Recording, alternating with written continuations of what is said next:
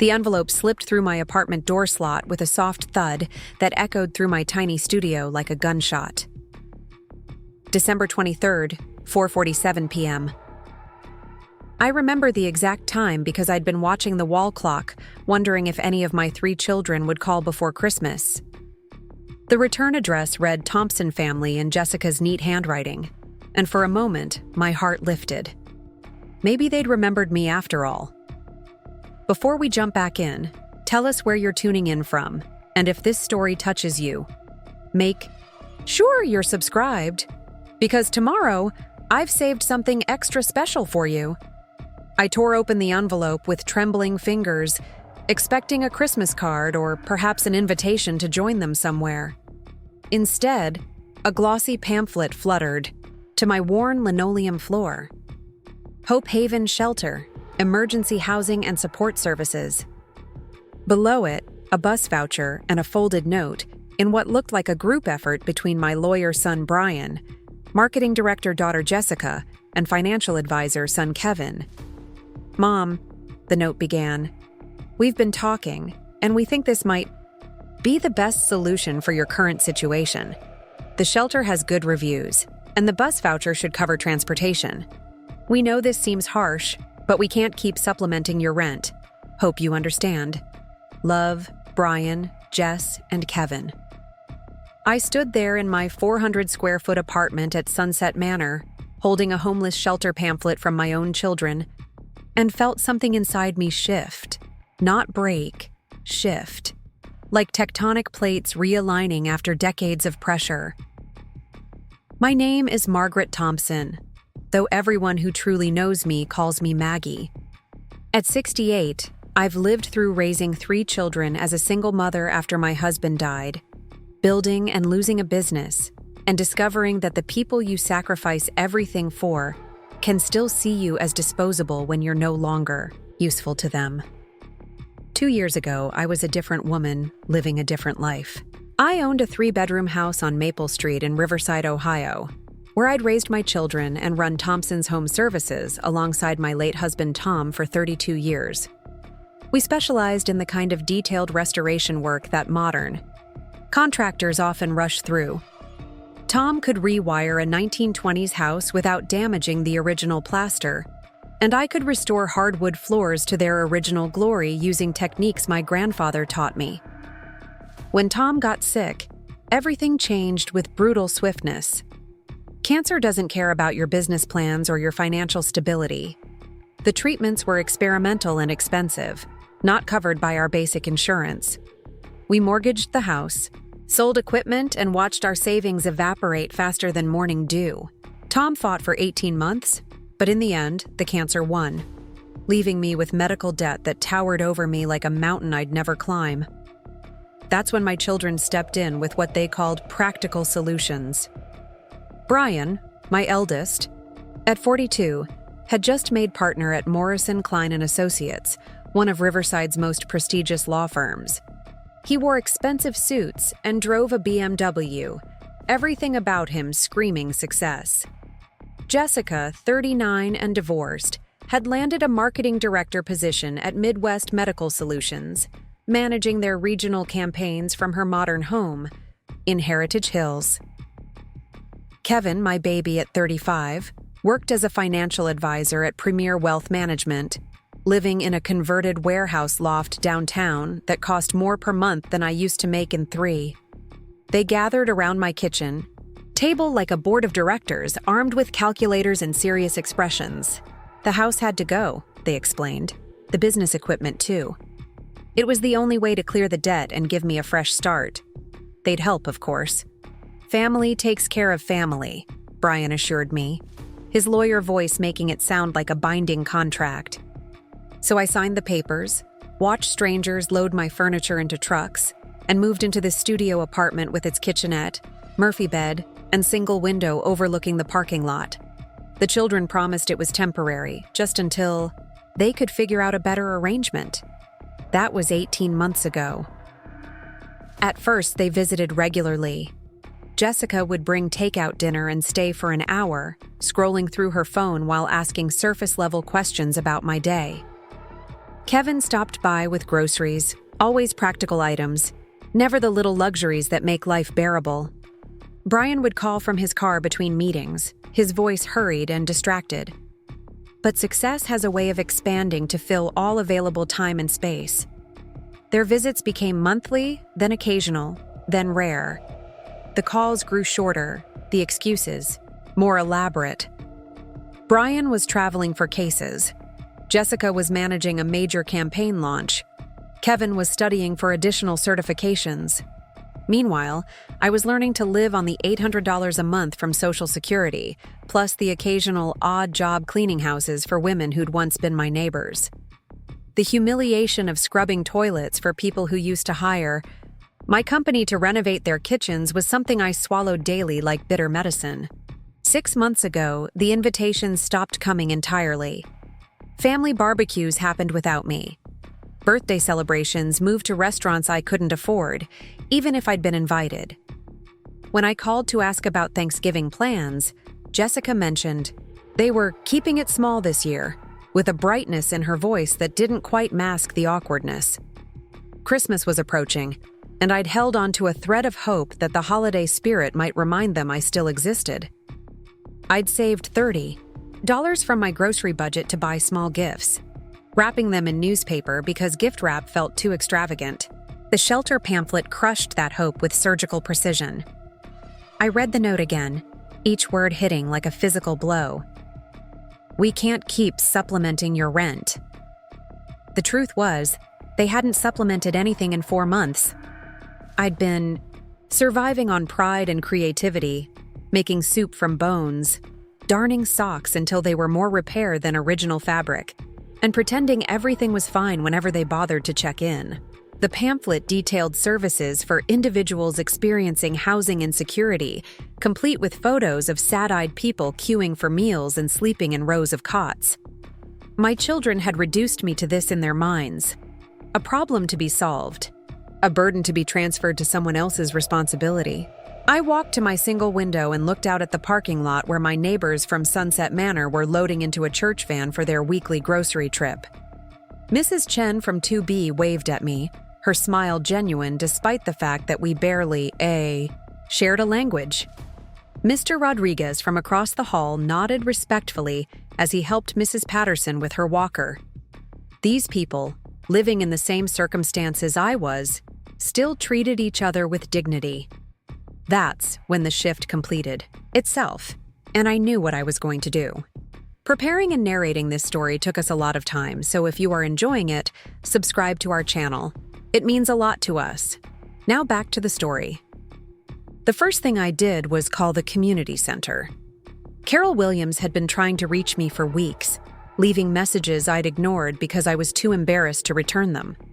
Carol and I had worked together years ago when Thompson's home. Services donated labor for the center's renovation. She'd been persistent in a way that seemed pushy then, but felt like salvation now. Maggie! Her voice brightened when I finally called back. I was beginning to think you'd left town. Listen, I've got something I need to discuss with you, something important. Can you come in tomorrow? I almost said no. The community center was across town, and the bus fare would eat into my food budget. But something in Carol's voice made me pause. It's about work, she added. Paid work. Good money. The next morning, I put on my best dress, a navy blue, number I'd worn to Tom's funeral, and took the bus to Riverside Community Hub. The building looked exactly the same as when Tom and I had restored its original crown molding and refinished the hardwood floors. Our work had lasted, I noted with professional pride. Quality always does. Carol met me in her office, a cluttered space filled with community project photos and thank you letters from local families.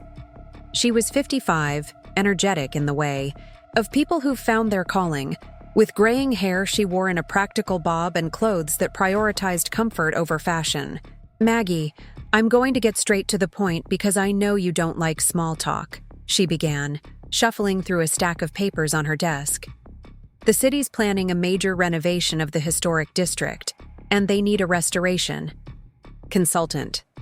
Someone with real experience, not just book learning. I felt my eyebrows rise. Carol, I appreciate the thought, but I haven't worked in the field for 2 years. I don't even have... Your reputation hasn't gone anywhere. She interrupted, pulling out a folder thick with documents. Dr. Hayes recommended you specifically.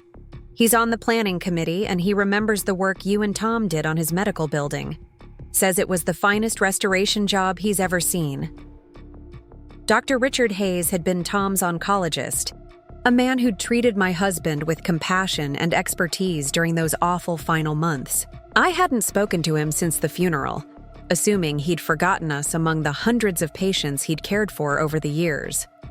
Carol spread blueprints across her desk, and my heart began to race as I recognized the scope of the project. The historic district encompassed 12 buildings, ranging from an 1890s bank to early 1900s commercial structures. All needed structural assessment, historical accuracy verification, and restoration work that would preserve their character while making them functional for modern use. The consulting fee alone is $40,000, Carol continued, watching my face carefully. Plus percentage bonuses if the project comes in under budget. They're talking about $2.3 million total investment. I stared at the blueprints, my trained eye automatically cataloging the challenges and opportunities each building presented. The old Riverside Bank had probably retained its original vault mechanism. The Hartwell Building's facade showed signs of 1950s modifications that would need to be reversed to restore its Victorian character. My fingers itched to trace the architectural details, to plan the careful work of bringing these structures back to their intended glory. When would they need an answer? I asked, trying to keep my voice steady. The committee meets Monday after Christmas, Carol replied. But Maggie, there's something else you should know. Dr. Hayes specifically asked me to find you, said he'd heard you were having some financial difficulties and thought this project might be exactly what you needed. The kindness of it overwhelmed me.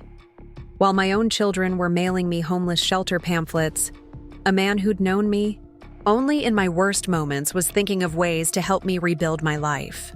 I spent the weekend reading every document Carol had given me, researching current restoration techniques, and reconnecting with the professional knowledge I'd buried under months of survival mode. My small apartment became a planning center. Papers spread across every surface as I outlined my approach to each building's unique challenges. Monday morning, Christmas Day, I dressed in my best outfit and took the bus to City Hall. The planning committee meeting was scheduled for 10 a.m., unusual for a holiday but necessary given the project timeline.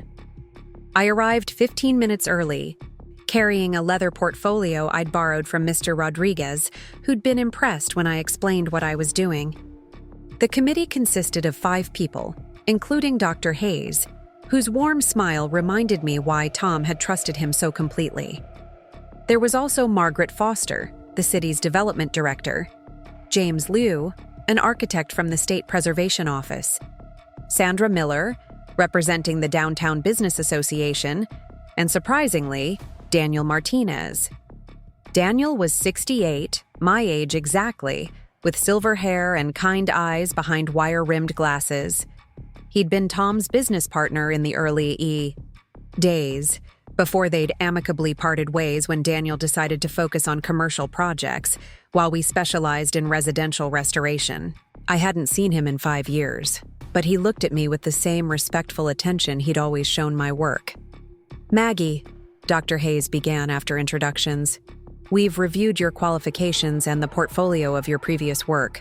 The committee is particularly impressed with the historical accuracy of your restorations and your ability to preserve original architectural integrity while meeting modern building codes. I opened my borrowed portfolio and began presenting my preliminary assessment of the historic district project.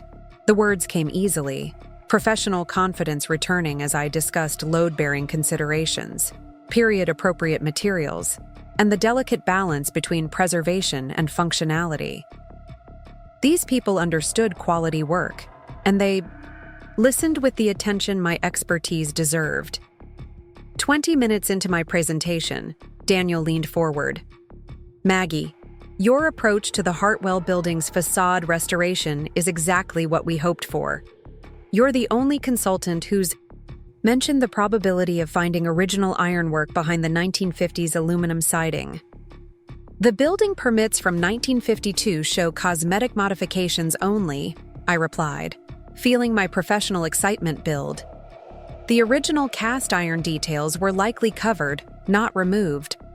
A careful restoration would reveal architectural elements that would significantly increase the building's historical value. Margaret Foster nodded approvingly.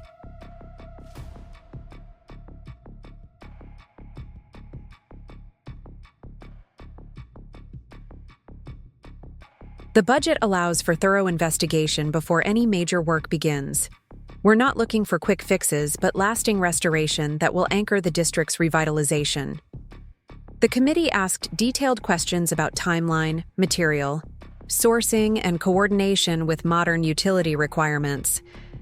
I answered each one with growing confidence, remembering why I'd loved this work, why Tom and I had built our reputation on attention to detail and historical accuracy. After an hour, Dr. Hayes called for a brief recess. The committee members stepped outside to confer, leaving me alone in the conference room with my heart pounding against my ribs. This was everything I hadn't dared to hope for, a chance to return to meaningful work that would provide financial security and professional satisfaction. When they returned, Margaret Foster was smiling. Ms. Thompson, the committee would like to offer you the position of lead restoration consultant for the Riverside Historic District project. The contract includes the $40,000 consulting fee plus performance bonuses that could bring your total compensation to $75,000. I accepted with as much dignity as I could manage, though inside I was dancing. $75,000. More money than I'd seen since selling the house, enough to move out of Sunset Manor, enough to rebuild not just old buildings, but my own life.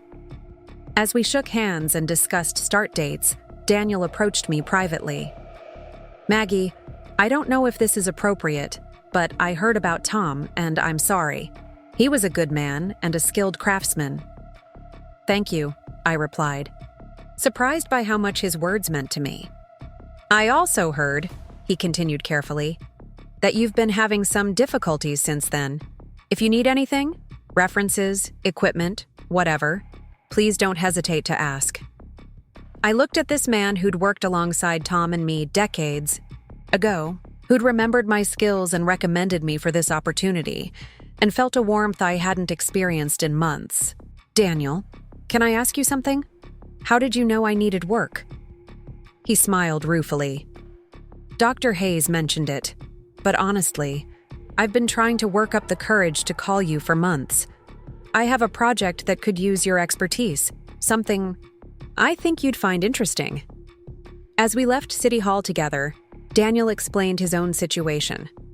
After his wife died 3 years ago, he'd started a specialty restoration company focusing on historic commercial buildings.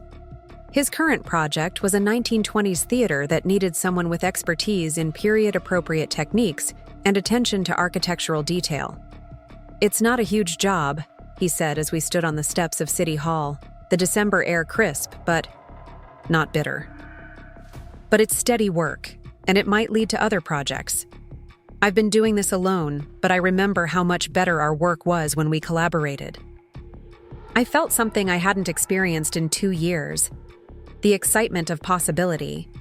Not just survival, but growth. Not just getting by, but building something meaningful again. I'd like to hear more about it, I told him honestly. What are you doing for Christmas dinner? He asked.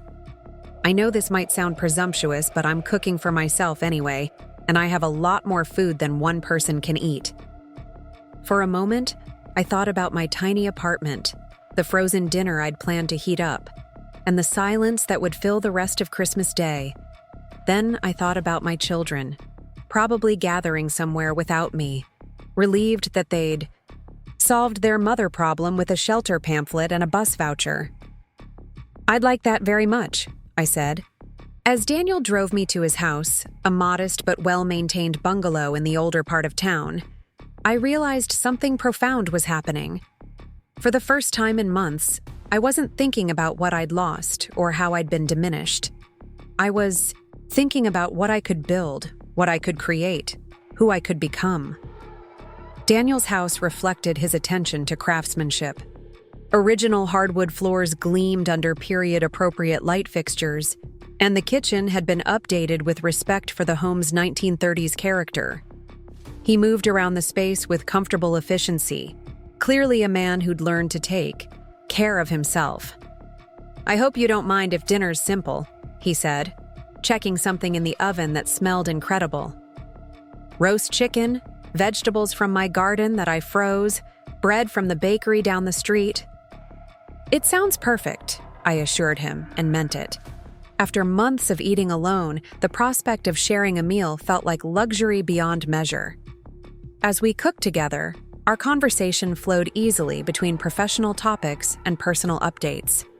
Daniel's restoration business was thriving, he told me, but he missed having a partner who understood both the technical challenges and the deeper satisfaction of bringing historical structures back to life. "What happened to your business after Tom died?" he asked gently as we sat down to eat. I told him everything. The medical bills, the debt, selling the house and equipment, my children's promises and gradual abandonment, the shelter pamphlet. He listened without judgment, occasionally asking clarifying questions, treating my story with the respect it deserved. "That must have been devastating," he said when I finished. "Not just financially, but personally. To go from being valued, for your expertise, to being seen as a burden." The hardest part, I admitted, was starting to believe they were right. That I really was just an old woman with no useful skills, no value beyond what I could provide for other people. Daniel reached across the table and briefly covered my hand with his. "Maggie, I've worked with a lot of people in this field. Your eye for historical detail and your understanding of period construction techniques are rare gifts. Age doesn't diminish expertise, it refines it." After dinner, he showed me photos of his current projects, including the theater restoration, that needed my input. The building was a gem, with original plasterwork and a stage that had hosted traveling shows for decades before being converted to a movie theater and eventually abandoned. "The new owners want to restore it to its original configuration," Daniel explained, spreading architectural drawings across his dining room table. "But they want someone who can verify historical accuracy, not just guess at what might have been there." I studied the drawings, my excitement building as I recognized the challenges and possibilities. The original stage would have had a fly system for scenery changes. If we're lucky, some of the hardware might still be intact above the dropped ceiling they installed in the 1960s. "Exactly what I was hoping you'd say," Daniel smiled. "Want to look at it tomorrow?" "I have keys, and the owners are eager to move forward." As Daniel drove me back to Sunset Manor that evening, I felt more alive than I had in months. Real work awaited, meaningful projects that would use skills I'd feared were obsolete. More than that, I'd reconnected with someone who saw me as a professional equal, not a charity case or a burden. "Thank you," I told him as we pulled into the parking lot. "For dinner, for the job recommendation, for remembering that I exist." "Thank you for accepting," he replied. "I think this could be the beginning of something good for both of us." As I climbed the stairs to my studio apartment, I felt the homeless shelter pamphlet crinkle in my purse where I'd carried it all day. Tomorrow, I decided, I would do something with it that my children never expected.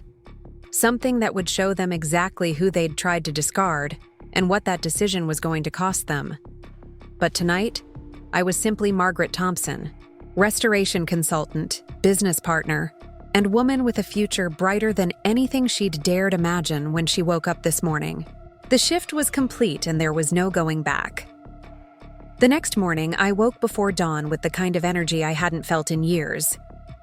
Daniel was picking me up at 8 to show me the theater project, and I'd spent half the night thinking about restoration techniques and period-appropriate materials. For the first time since Tom died, I had somewhere important to be. I dressed carefully in my most professional outfit, a charcoal gray pantsuit I'd worn to business meetings back, when Thompson's Home Services was thriving. It still fit well, though I'd had to tighten the belt a notch. The homeless shelter pamphlet sat on my tiny kitchen counter where I'd left it the night before, and I folded it carefully into my purse. I had plans for that pamphlet. Daniel arrived. Promptly, driving a well-maintained pickup truck that reminded me of the vehicle Tom and I had used for job sites. We drove through downtown Riverside as the morning sun illuminated the historic district I'd soon be working to restore. The buildings looked different now that I knew I'd be responsible for bringing them back to life. The majestic theater sat on the corner of 3rd and Main, its Art Deco facade partially hidden behind plywood barriers and safety netting. But even in its current state, I could see the bones of something magnificent.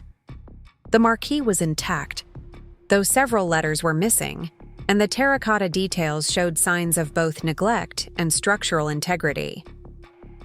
The previous owner basically abandoned it in 1987, Daniel explained as he unlocked the front entrance. Since then, it's been everything from a storage facility to a temporary homeless shelter, ironically enough. Inside, the theater revealed layers of history like an archaeological site. The original 1920s configuration was visible beneath decades of modifications. A dropped ceiling from the 1960s renovation hung low over what had once been a soaring space, but I could see where the original plaster moldings disappeared into the newer construction.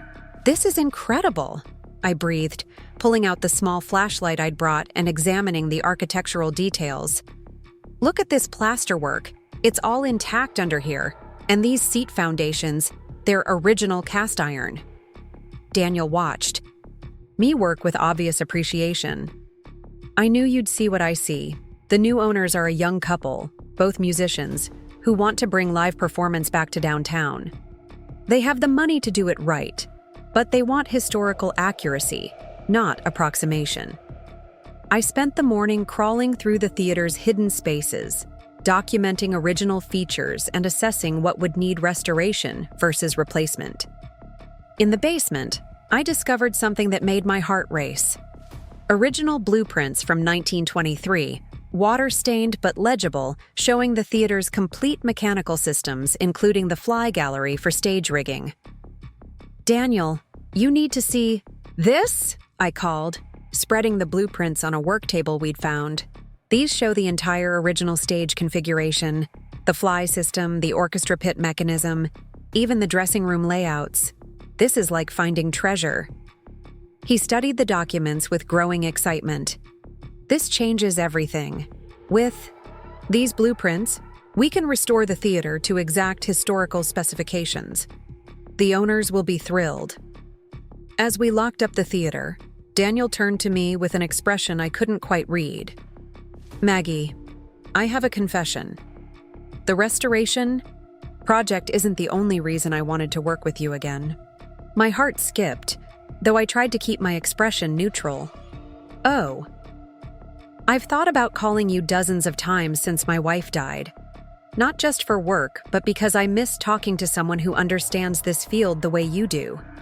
Someone who sees buildings as stories waiting to be told." I felt warmth spread through my chest. I've missed that too, more than I realized. We drove back through downtown in comfortable silence, past the buildings I'd soon be restoring, past the community center where Carol Williams had offered me a second chance, past the coffee shops and restaurants where I'd once felt welcome, before poverty made me invisible. "Would you like to get lunch?" Daniel asked as we pulled into Sunset Manor's parking lot. "There's something else I want to discuss with you." Bean. Their cafe was the kind of place I'd avoided for months because I couldn't afford their prices. But sitting across from Daniel, reviewing restoration plans over sandwiches I didn't have to worry about paying for, I remembered what it felt like to be a person with prospects instead of problems. "The theater project will take about 6 months, Daniel was saying. "But I've been thinking about something bigger. A partnership like Tom and I had in the early days, but focused on what we're both passionate about now. I set down my coffee cup carefully. What kind of partnership? Historics. Preservation consulting. There's a growing market for it, especially with all the downtown revitalization projects happening across Ohio. Most contractors don't have the expertise for authentic restoration, and most architects don't understand the practical challenges. The idea excited me more than I wanted to admit. It would require significant startup costs, specialized equipment, insurance, establishing credibility with new clients. I have equipment and established relationships, Daniel said. What I don't have is your eye for historical detail and your reputation for quality work. Your name still means something in this field, Maggie. People remember Thompson's home services as the gold standard.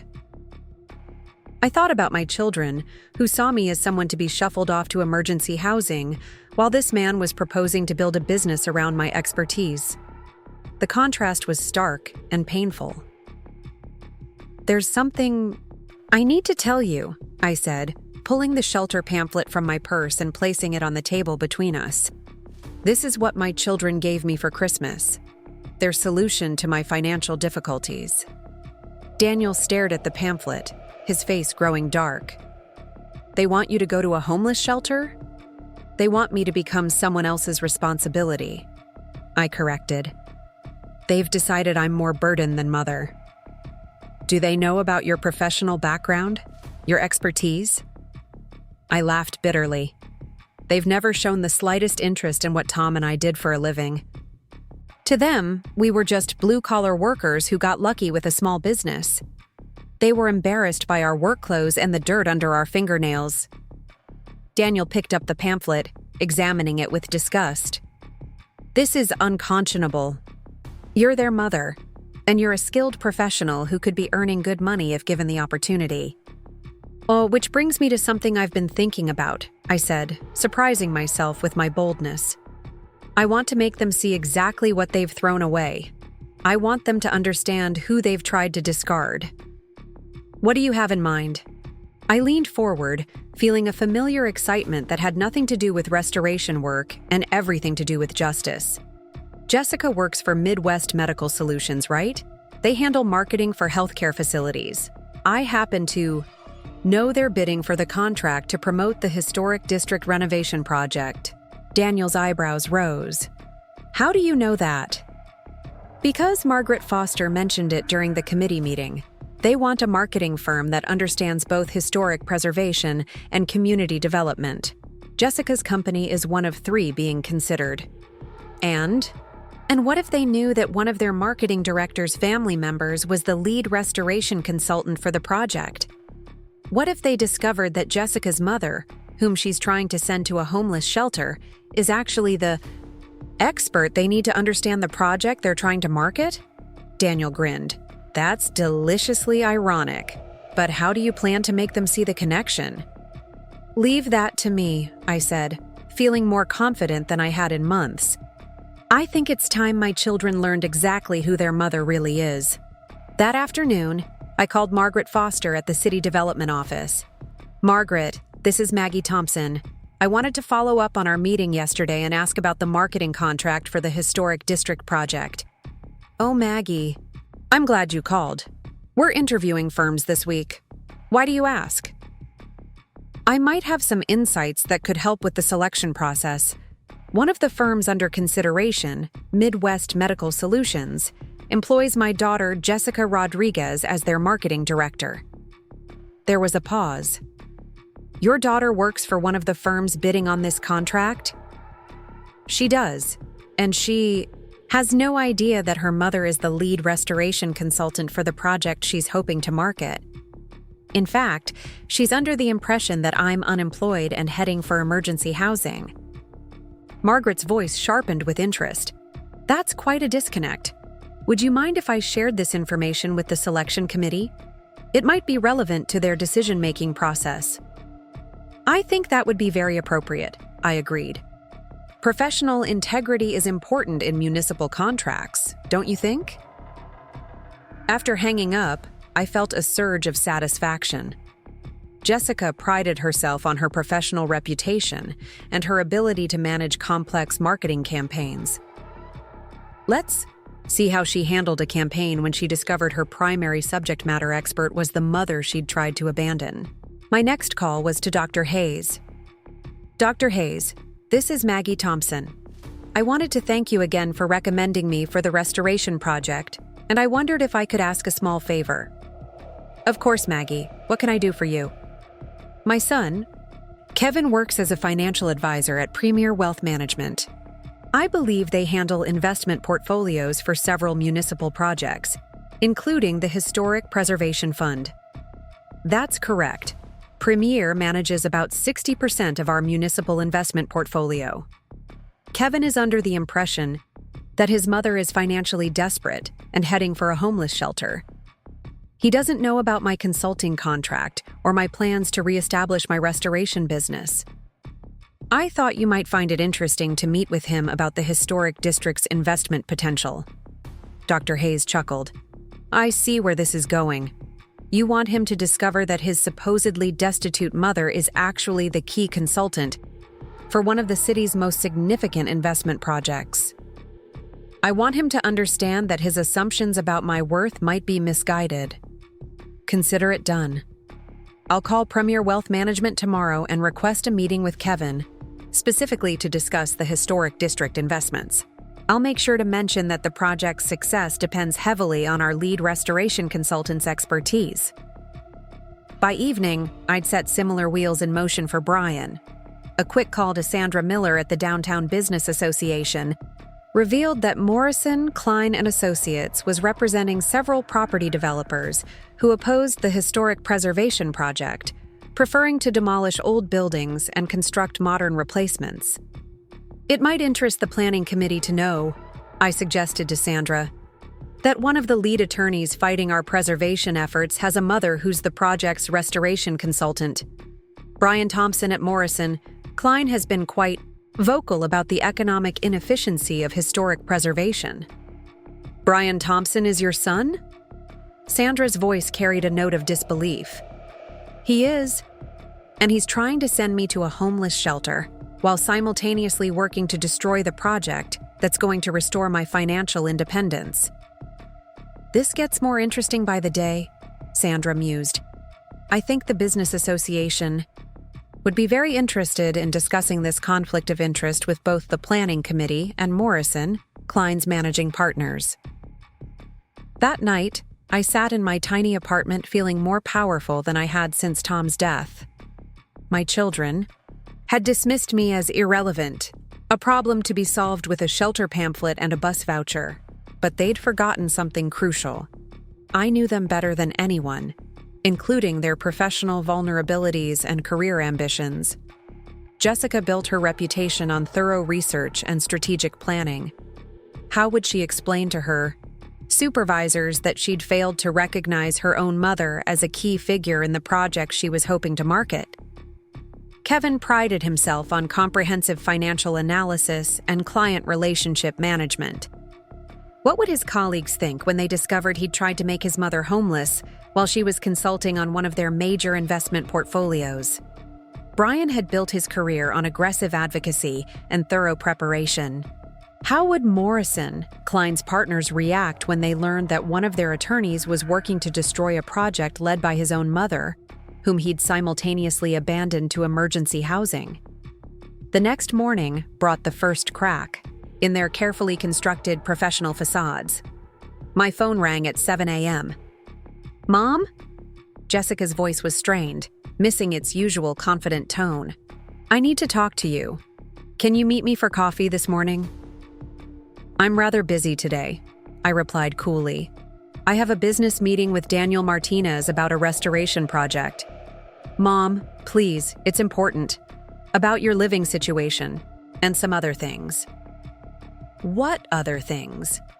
There was a long pause. About the marketing contract I'm working on. I think there might be some kind of mix-up or confusion. No confusion on my end, I said pleasantly. But I suppose we could meet at Bean There Cafe around 10. I can spare 30 minutes before my next appointment. After hanging up, I smiled to myself.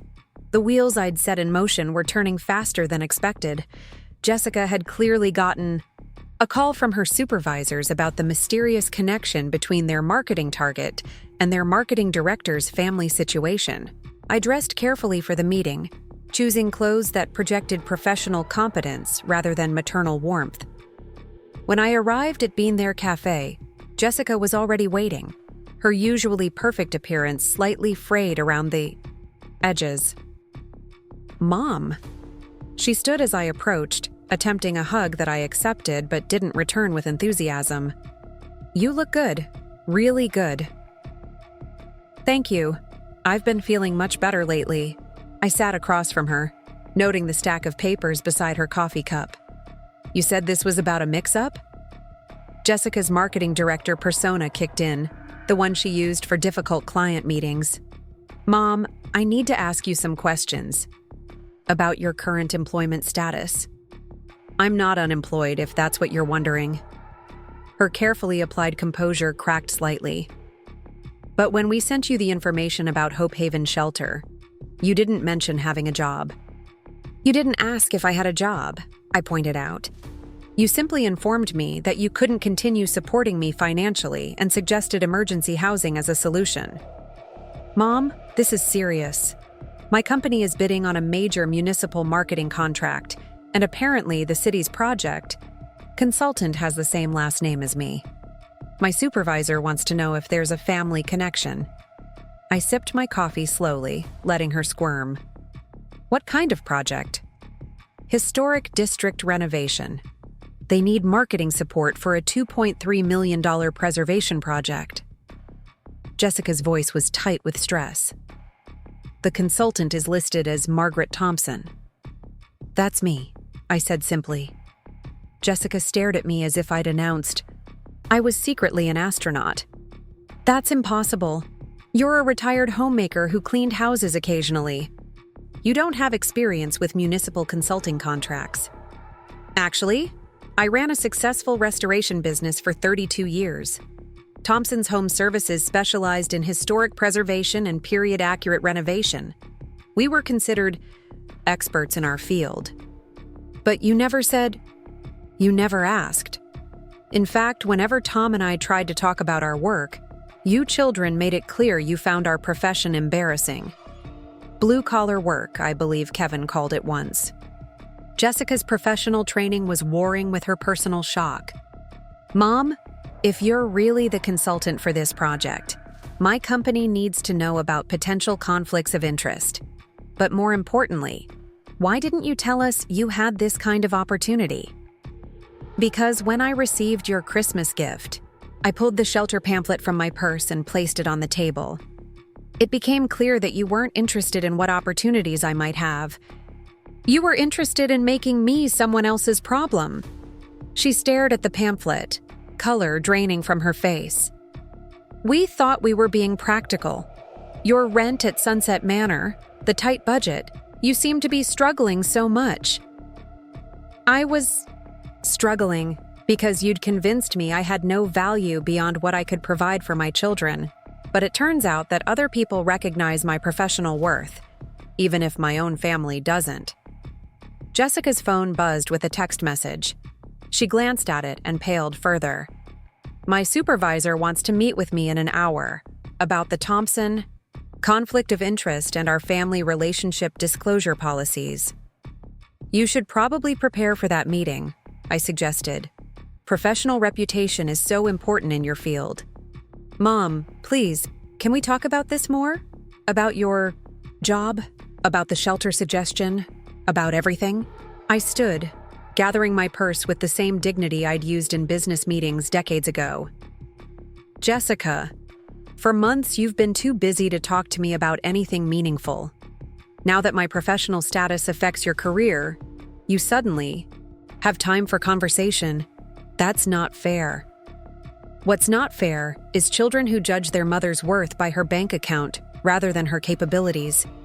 What's not fair is assuming that someone who built a successful business from nothing couldn't do it again if given the chance."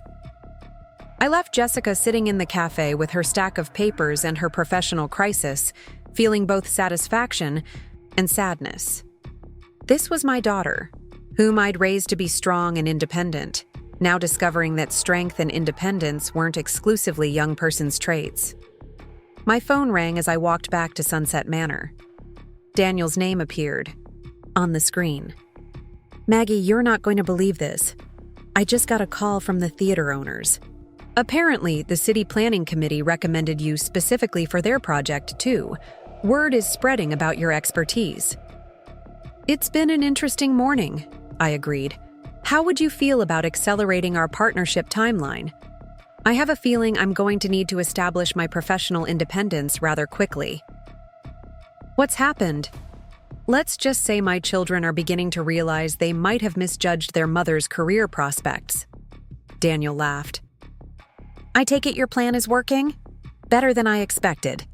Jessica's having a professional crisis about conflict of interest, and I suspect Kevin and Brian will be hearing from their respective employers very soon. "Do you think they'll try to make amends?" I considered the question as I climbed the stairs to my apartment. "I think they'll try to manage the situation to minimize damage to their own careers. Whether they understand the deeper issues remains to be seen." That afternoon brought 2 more phone calls. The first was from Kevin, his financial advisor, voice carefully controlled but underlying panic clearly audible. "Mom, I need to ask you about some investment information that came up in a client meeting today." "What kind of information?" "Dr. Hayes from the Planning Committee wants to discuss municipal investment strategies, specifically related to historic preservation projects. He mentioned that the success of these investments depends heavily on expert restoration consulting." That sounds right. Historic preservation is a specialized field requiring specific expertise. Mom, he specifically mentioned a consultant named Margaret Thompson, who's apparently critical to the project's success. I told him I'd never heard of any Margaret Thompson in the restoration field. "That was unfortunate. What did Dr. Hayes say?" There was a long pause. He seemed surprised that I wasn't aware of my own mother's professional reputation. "Mom, what exactly do you do for work?" "I'm a restoration consultant specializing in historic preservation. I was just awarded the lead consulting contract for Riverside's Historic District Renovation Project." The silence stretched so long I wondered if the call had dropped. Finally, Kevin spoke, his voice much smaller than his usual confident tone. "The project that our firm is managing investments for? That would be the one." "Mom, why didn't you tell us about this job, about your expertise in this field?" "When would I have told you? You haven't returned my calls in 2 months. The last conversation we had, you suggested I needed to budget better and learn to live within my means." "But this changes everything. You're not financially unstable. If you have consulting contracts." "No, Kevin, I'm not. In fact, I'm considerably more financially secure than I was when you sent me that shelter pamphlet." Another long pause. "About that pamphlet, we thought we were helping. You thought you were removing an inconvenience from your lives. There's a difference. Can we meet and talk about this? All of us together?" "I'll consider it," I said, "after you've had a chance to fully understand the professional situation you've created for yourselves." The final call came from Brian, and it was the most satisfying of all. His lawyer voice was clipped and professional, but I could hear the stress underneath. "Mother, I need to discuss a conflict of interest issue that's arisen in one of my cases." "What kind of conflict of interest?" "Apparently, one of my clients wants to demolish buildings in the historic district, while the restoration consultant for the preservation project shares my last name. The planning committee has asked Morrison Klein to clarify our firm's position on potential family conflicts." That does sound complicated. "Mother, are you working as a consultant for the historic preservation project?" "I am. I'm the lead restoration consultant." "That's impossible. You don't have training in municipal consulting or historic preservation." I felt a familiar flash of anger. "Brian, I ran a restoration business for 32 years. I have more experience in historic preservation than most people in this field." The fact that you don't know this about your own mother says more about your attention to my life than my qualifications. But you never mentioned being qualified for this kind of work. You never asked what I was qualified for. You simply assumed that because I was struggling financially after your father's death, I must be professionally worthless. That's not what we assumed. Really? Then why did you send me a homeless shelter pamphlet for Christmas instead of asking if I needed help finding work in my field? The silence was longer than Kevin's had been. When Brian finally spoke, his lawyer composure was completely gone. We made a mistake. You made several mistakes. The question now is whether you're capable of learning from them. What do you want from us? The question hung in the air between us, heavy with years of assumptions and disappointments. What did I want from my children? An apology, recognition, respect. I want you to see me as a whole person, I said finally.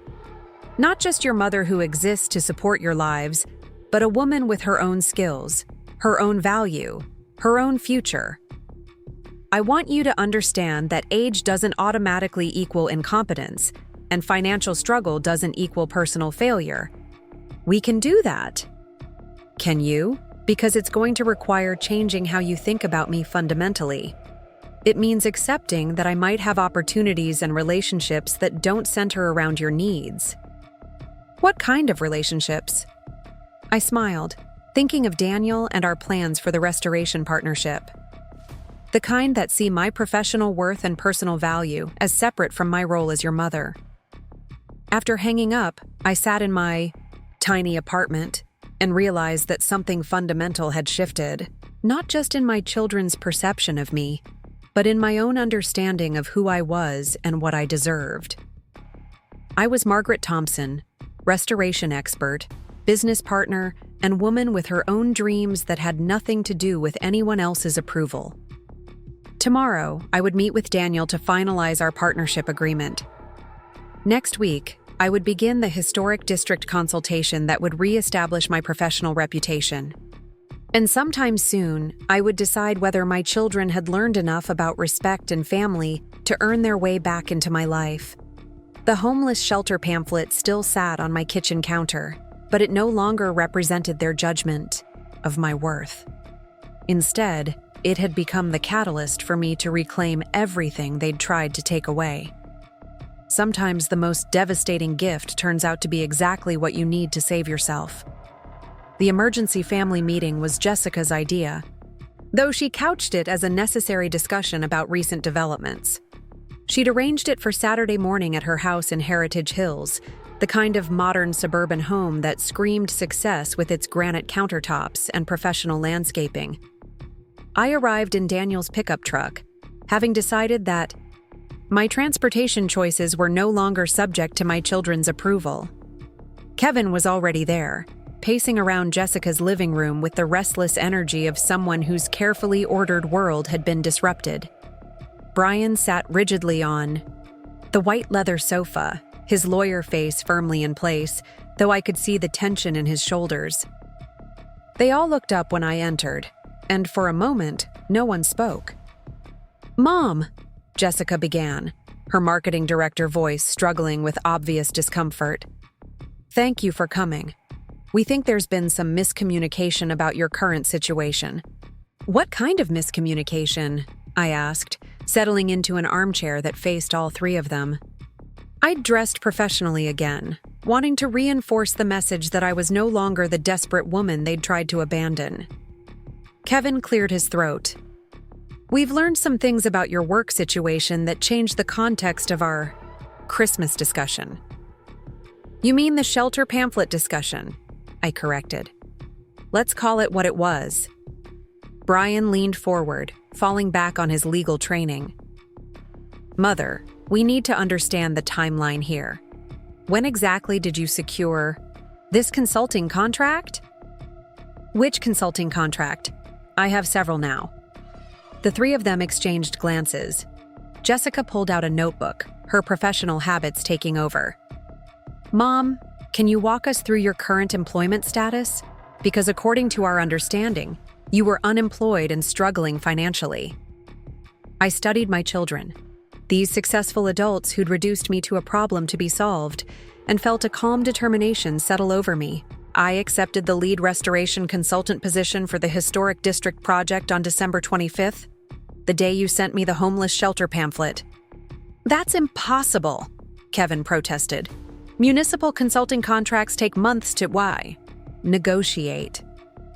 Not when you have a reputation and 32 years of experience in the field, something you might have known if you'd ever bothered to ask about my professional background.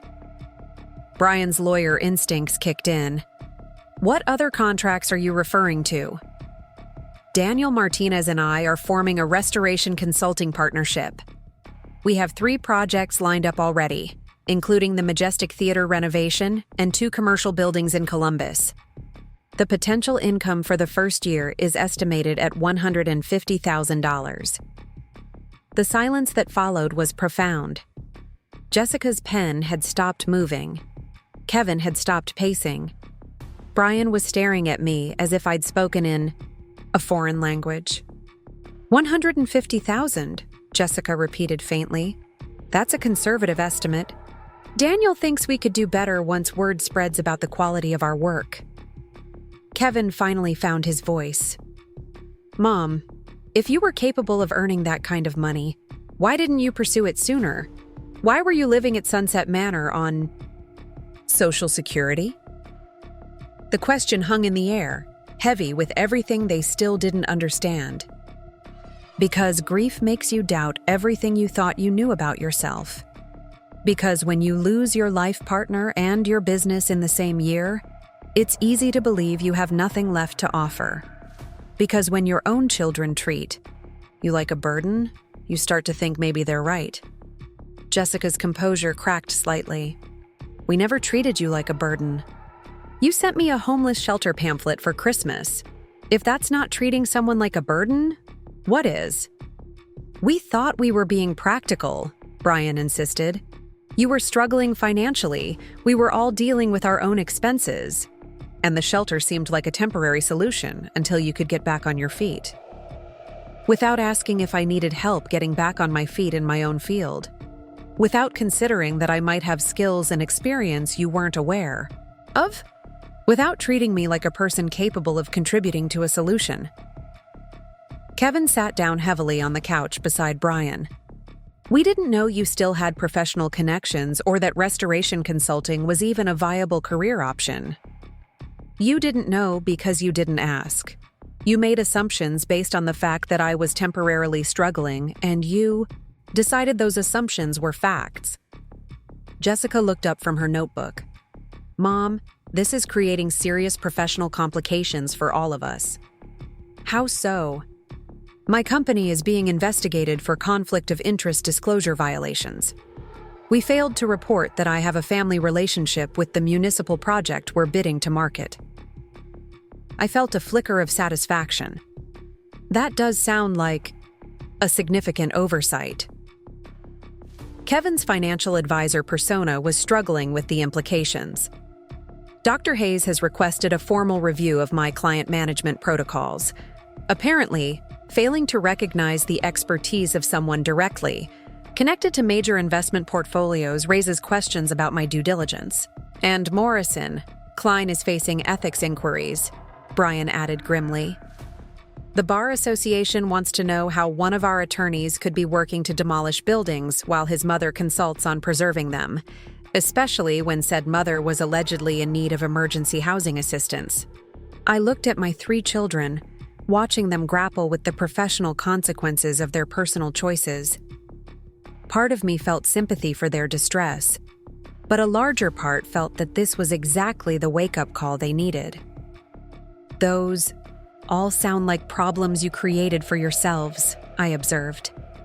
Mom, we need your help, Jessica said, her professional mask slipping to reveal something that looked almost like panic. These investigations could seriously damage our careers. What kind of help? We need you to explain to the relevant authorities that this was all a misunderstanding, that we weren't trying to hide family connections or engage in conflicts of interest. I considered their request, noting that even now their primary concern was for their own professional reputations rather than for the relationship damage they'd caused. "What would you like me to tell them?" Brian leaned forward. "That we were unaware of your professional status and that there was no intentional deception or conflict of interest." "But there was intentional deception," I pointed out. "You deceived yourselves about my worth and capabilities. You intentionally chose not to investigate whether I might have professional options before deciding I belonged in emergency housing." "That's not the same thing," Kevin protested. "Isn't it?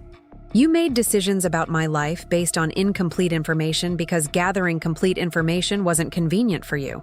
That's exactly the kind of negligence your professional review boards are questioning." Jessica set down her pen and looked at me directly for the first time since I'd arrived. "Mom, what do you want from us? How do we fix this?" The question they should have asked months ago, before the shelter pamphlet, before the gradual exclusion from family gatherings, before the assumption that I was simply a problem to be managed rather than a person to be respected. "I want you to understand that I'm not just your mother. I'm a skilled professional with decades of experience in a specialized field. I'm a woman who built a successful business from nothing and can do it again. I'm someone whose value isn't determined by my current bank balance or living situation." "We understand that now," Brian said. "Do you? Because understanding it intellectually and accepting it emotionally are different things.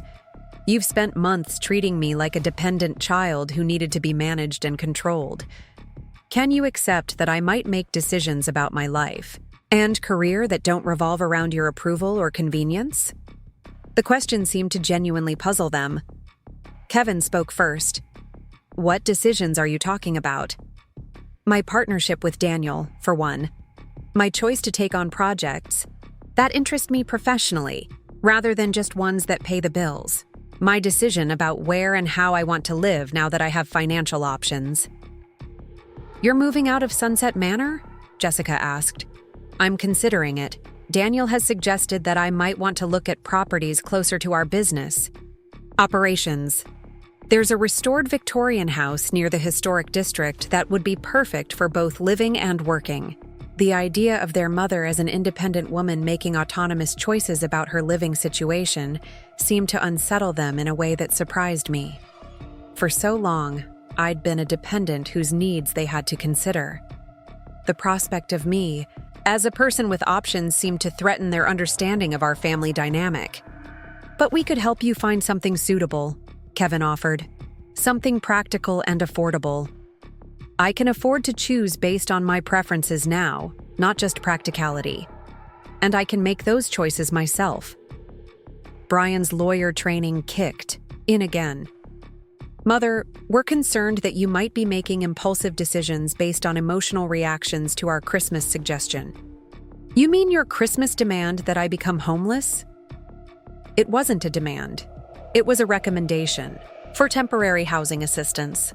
I pulled the shelter pamphlet from my purse and placed it on Jessica's coffee table. "This isn't a recommendation.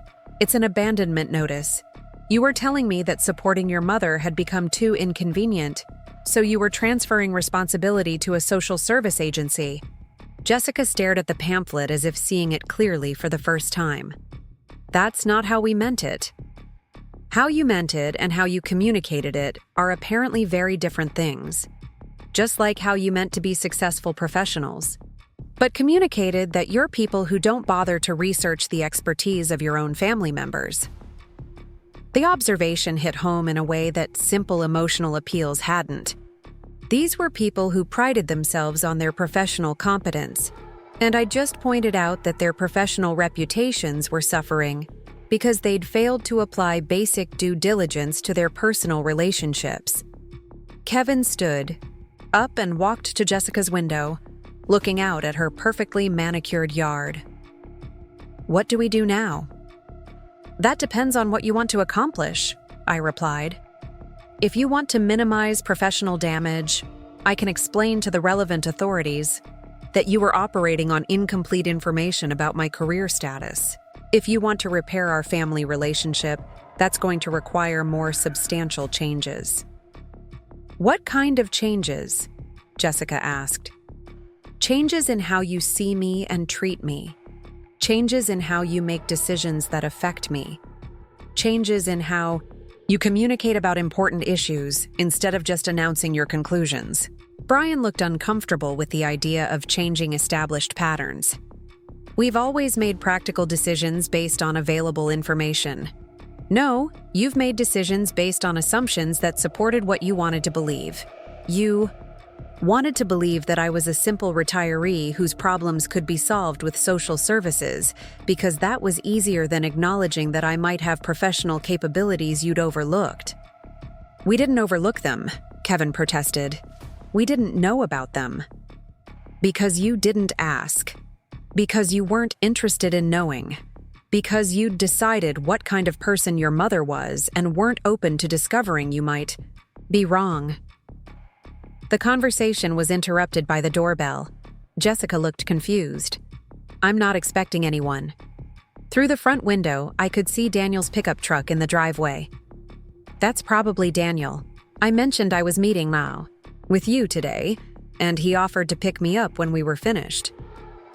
"Your business partner wants to meet us?" Brian asked, his lawyer instincts clearly troubled by the idea of unknown variables in an already complex situation. "He wants to make sure I'm not being pressured or manipulated during this conversation. He's protective of my professional interests." Jessica went to answer the door, and I heard her introducing herself to Daniel with her professional courtesy voice. When they entered the living room together, the contrast was striking. Daniel carried himself with the quiet confidence of someone comfortable with his expertise and place in the world, while my children looked like they were struggling to maintain control of a situation that kept shifting beneath them. "Daniel Martinez," he said, shaking hands with each of my children. "I've heard a lot about you. All good things, I hope." Kevin attempted a joke that fell flat. "Actually, no. Maggie told me about the homeless shelter suggestion. I have to say, I was shocked that successful professionals would treat their mother that way." The directness of his statement created an uncomfortable silence. My children weren't used to being confronted by outsiders about their family choices. Brian fell back on his legal training. "Mr. Martinez, this is a private family discussion. It became a professional discussion when your family choices started affecting Maggie's career prospects," Daniel replied calmly. "As her business partner, I have a legitimate interest in ensuring she's not being undermined or pressured by family members who don't understand her professional value." Jessica looked between Daniel and me with growing alarm. "Mom, exactly.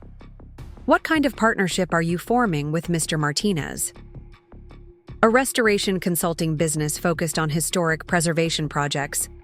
We're combining my expertise in period-accurate techniques with his established client relationships and business management experience." "And where does that leave your relationship with your family?" Kevin asked. Daniel answered before I could. "That depends entirely on whether your family is capable of respecting Maggie as an independent professional, rather than treating her as a dependent to be managed." The challenge in his voice was unmistakable, and I could see my children struggling to process this new dynamic. For months, they'd been the successful adults making decisions about their struggling mother. Now they faced a situation where their mother had professional options, financial prospects, and an advocate who saw their treatment of her as unacceptable. "Mr. Martinez," Brian said carefully, "we appreciate your concern for our mother, but this is still a family matter." "Family matters that affect professional reputations become professional matters," Daniel observed. "And I suspect all three of you are discovering that your family choices have professional consequences." The accuracy of his assessment was written across their faces. These were people whose careers depended on competence, judgment, and attention to detail, and they'd just been publicly revealed as having failed to recognize expertise in their own family. Jessica looked at me with something approaching desperation. Mom, can we please start over? Can we find a way to move forward that works for everyone? What does starting over look like to you? We acknowledge that we made mistakes in how we handled your financial situation. We commit to better communication and more consideration of your perspectives and capabilities. I studied my daughter's face, seeing genuine distress but uncertain whether it was distress about our relationship or about the professional complications she was facing. Jessica, why is it important to you to repair this relationship now? The question seemed to surprise her. Because you're our mother. I was your mother when you sent me the shelter pamphlet. I was your mother when you stopped inviting me to family gatherings. I was your mother when you stopped returning my calls. What's changed? Kevin answered with painful honesty. We learned that abandoning you was going to cost us professionally. So, your motivation for reconciliation is self-interest? No, Jessica said quickly. It's not just that. It's realizing that we misjudged you completely. That we made assumptions that were wrong and hurtful. And we want to fix it because we love you and because we were wrong. I looked at my 3 children, seeing them more clearly than I had in years. They were successful professionals who'd become accustomed to being the experts in their respective fields. The idea that their mother might have expertise they'd overlooked challenged their understanding of family hierarchy and professional competence. I appreciate that you want to fix things, I said finally. But fixing things requires understanding. What was broken? It wasn't just miscommunication or incomplete information. It was a fundamental lack of respect for me as a person, separate from my role as your mother. Daniel leaned forward slightly. Maggie, if you don't mind me adding something, I think your children need to understand that this isn't just about professional recognition. It's about basic human dignity. He turned to address Brian, Jessica, and Kevin directly. You sent your mother a homeless shelter pamphlet for Christmas. Think about that for a moment. You decided that the woman who raised you, who sacrificed to help you establish your careers, belonged in emergency housing with strangers rather than receiving support from her own family. The bluntness of his statement hit them like a physical blow. Jessica's eyes filled with tears. Kevin looked genuinely sick. Brian's professional composure finally cracked completely. We didn't think of it that way, Brian said quietly. How did you think of it? Daniel asked. As a practical solution to a difficult situation. You reduced your mother to a difficult situation, Daniel observed. That's exactly the problem. I watched my children process this perspective, seeing them struggle with the gap between their self-image as caring family members and the reality of their actions. It was painful but necessary. So what happens now? Jessica asked, her voice small. Now you decide what kind of people you want to be going forward, I replied. Do you want to be people who recognize and respect the full humanity of your family members? Do you want to be people who ask questions before making assumptions? Do you want to be people who offer support rather than abandonment when someone is struggling? Yes, Kevin said immediately. We want to be those people. Then prove it, not with words or promises, but with consistent actions over time. Show me that you see me as a whole person, not just your mother. Show me that you value my expertise and respect my choices. Show me that you understand the difference between offering help and demanding compliance.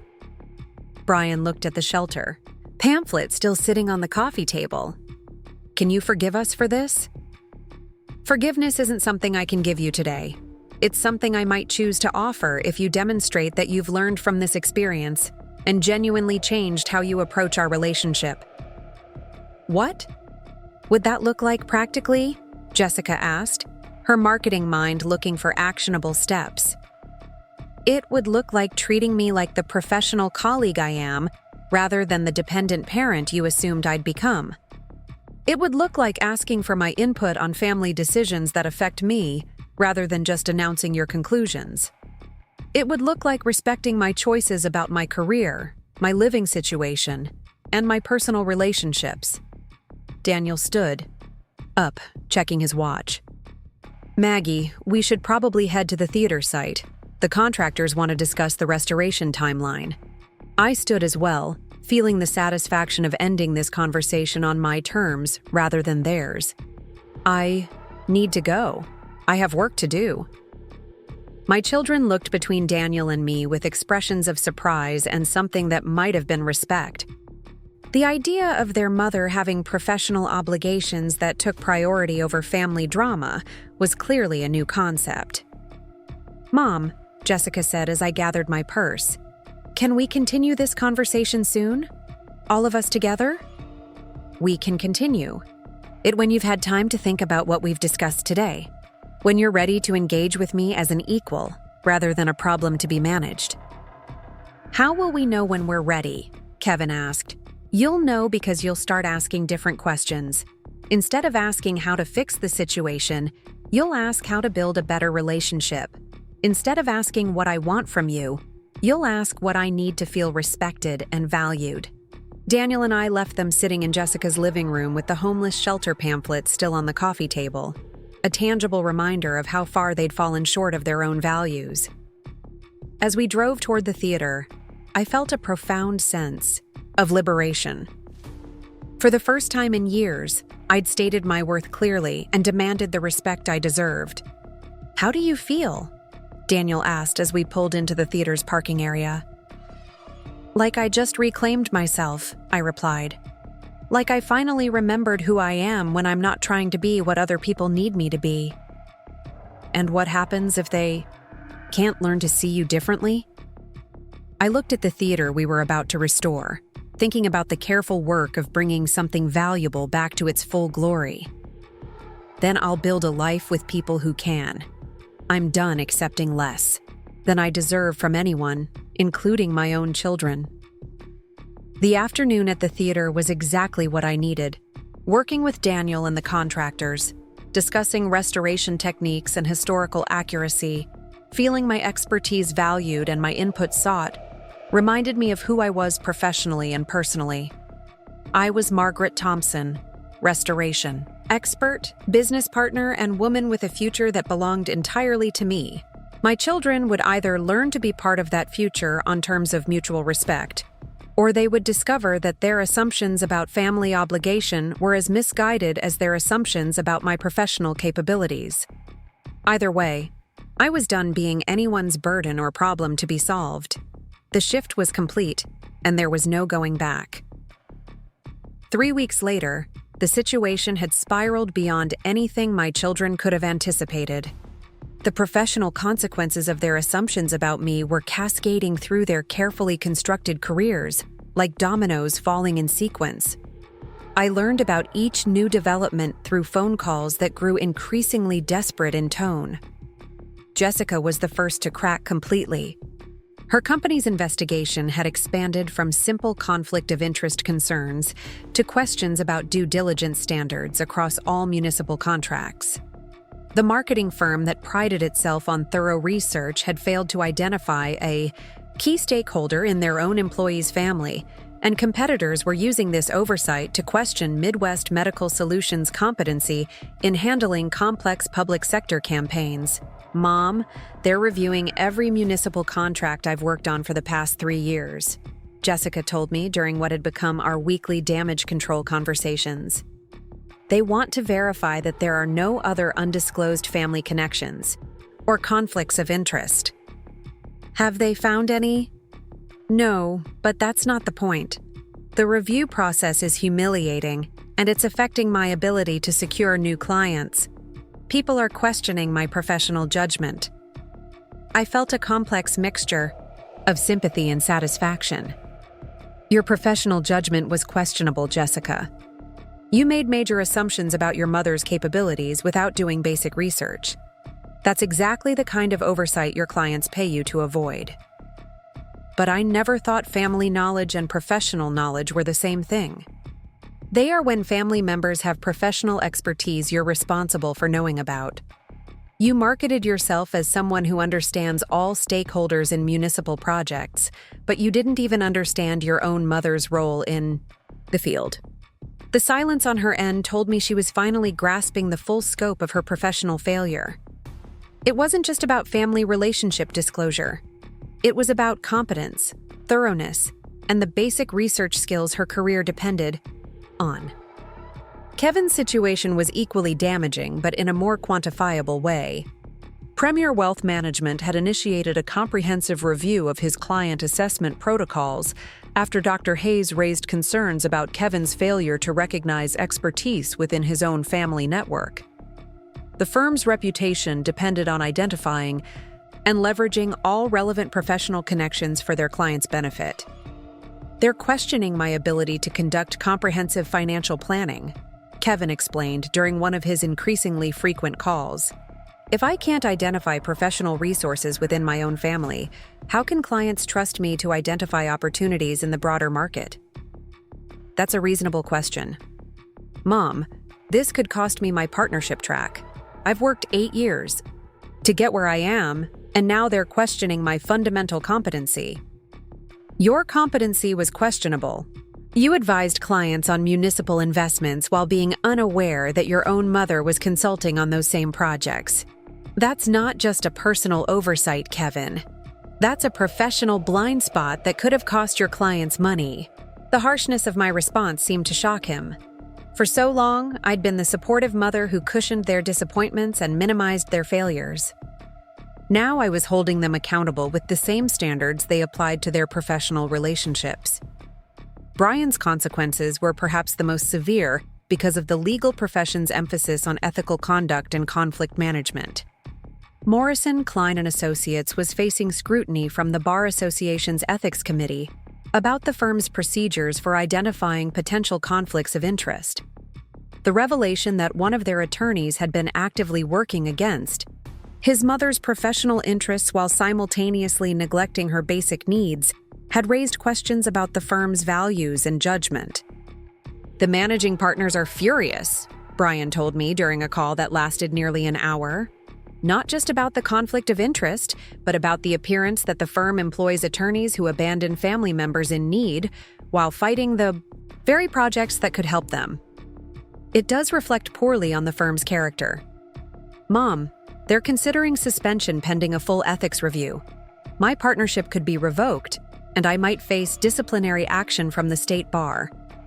Brian, you made legal arguments to destroy historic buildings while your mother was consulting on preserving them, and you did this while trying to make that same mother homeless. How did you think this would look when it became public? I didn't think it would become public. I didn't think anyone would connect our family situation to my professional work. You didn't think about it at all because you didn't consider me important enough to factor into your decision-making. That's the real problem here. The professional investigations had also attracted local media attention, something none of us had anticipated. A reporter from the Riverside Gazette had picked up on the story through public records requests related to the ethics inquiries.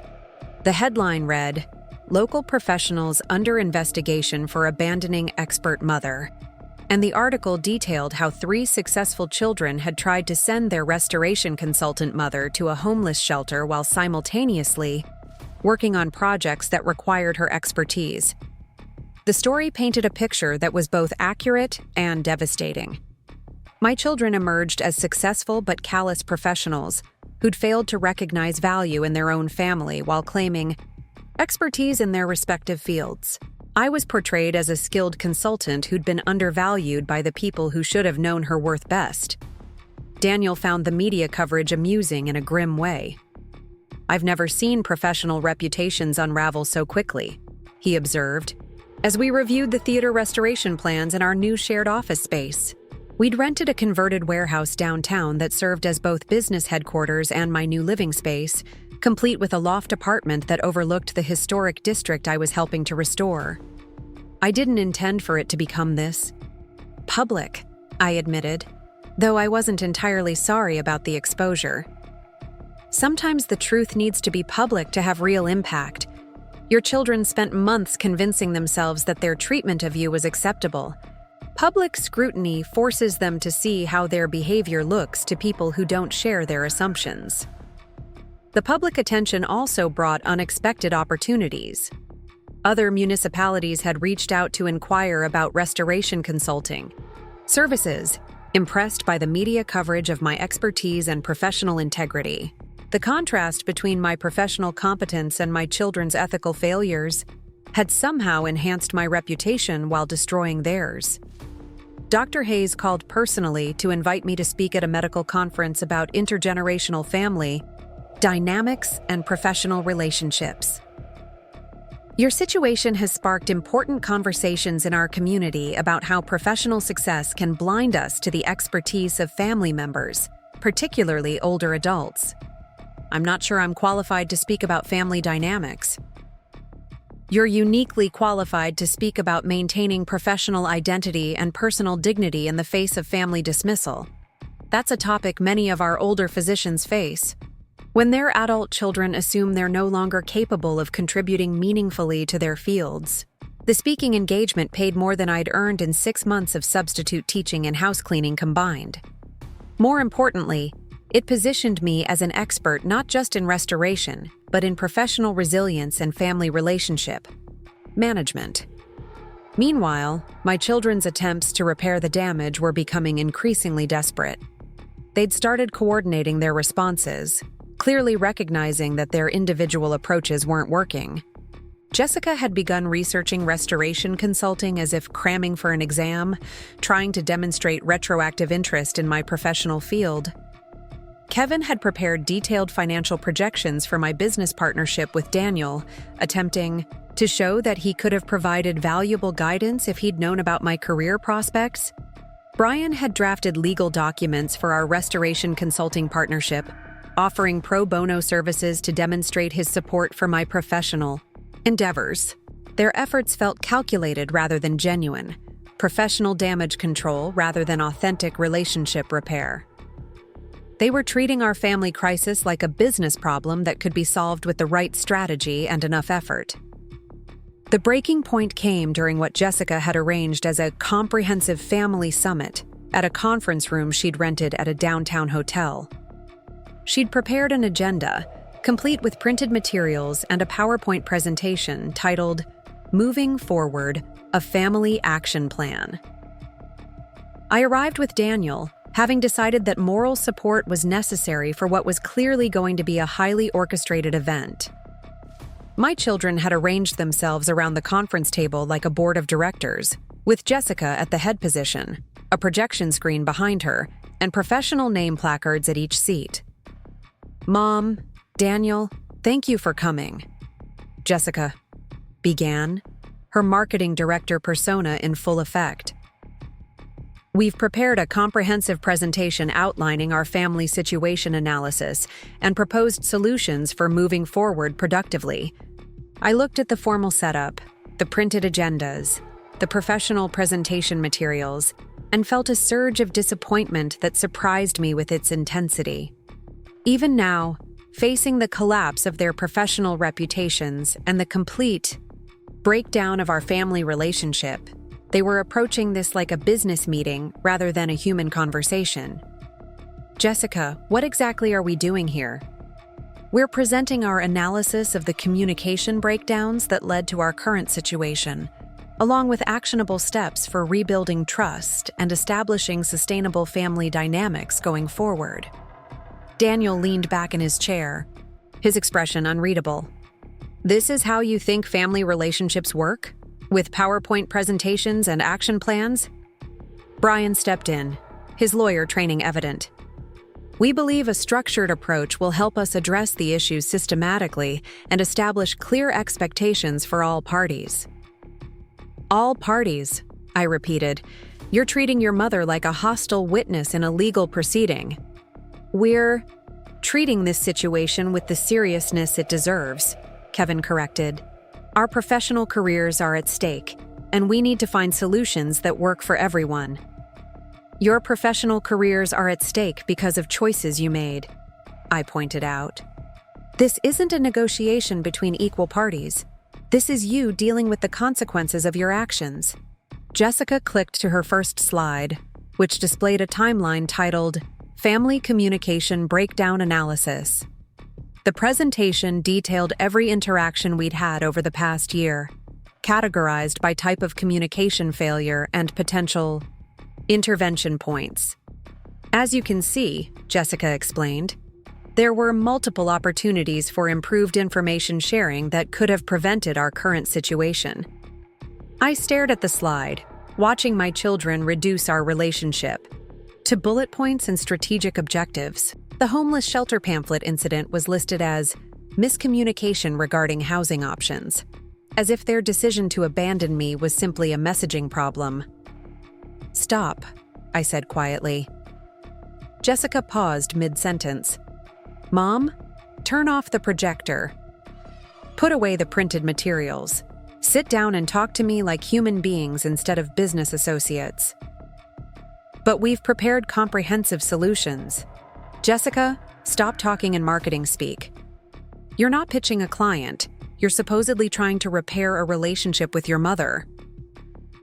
The formality of their approach crystallized everything that was wrong with how they saw me and our relationship. Even in crisis, even facing the complete breakdown of our family bonds, they couldn't step outside their professional personas to engage with me as a person. Daniel spoke for the first time since introductions.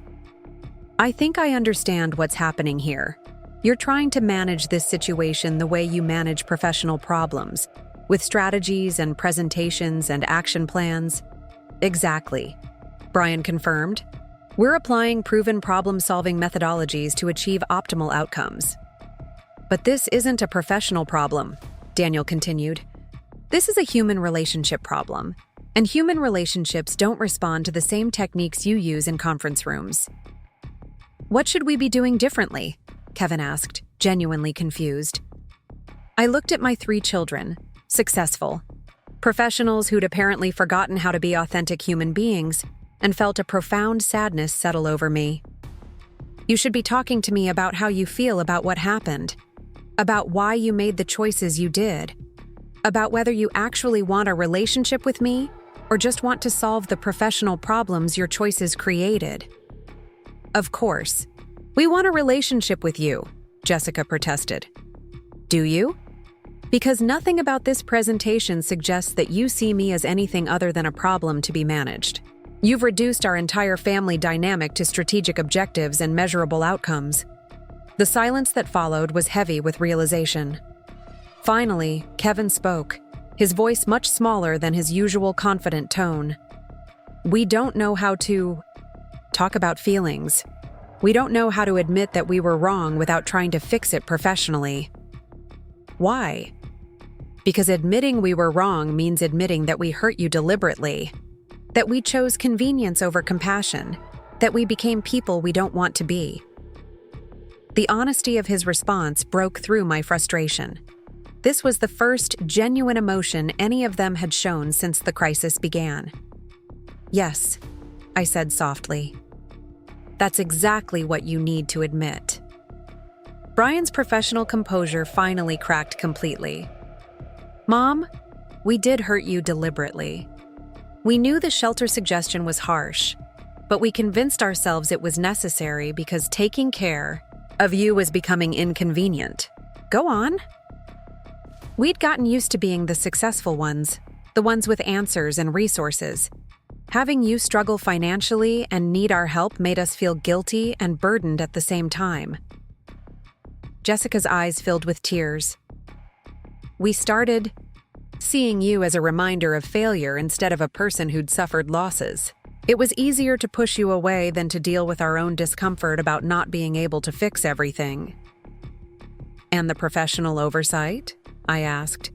"How did you miss something so fundamental about my background?" "We stopped seeing you as a professional," Kevin admitted. "We saw you as our mother who used to work with Dad, not as an expert in your own right. We reduced your entire career to helping with the family business, instead of recognizing your individual expertise." The admissions were painful, but necessary. For the first time in months, my children were engaging with the emotional reality of what they'd done instead of just the professional consequences. The worst part, Brian continued, is that we knew we were being cruel. We knew the shelter pamphlet would hurt you. We told ourselves it was tough love, but really we just wanted you to become someone else's responsibility. Why? I asked, though I suspected I knew the answer. Because taking care of you properly would have required acknowledging that successful people can still need help. That age and circumstances don't erase expertise or value. That family obligation means more than just financial support. Jessica wiped her eyes, smearing her carefully applied makeup. We were embarrassed by your situation, and we were embarrassed by our embarrassment.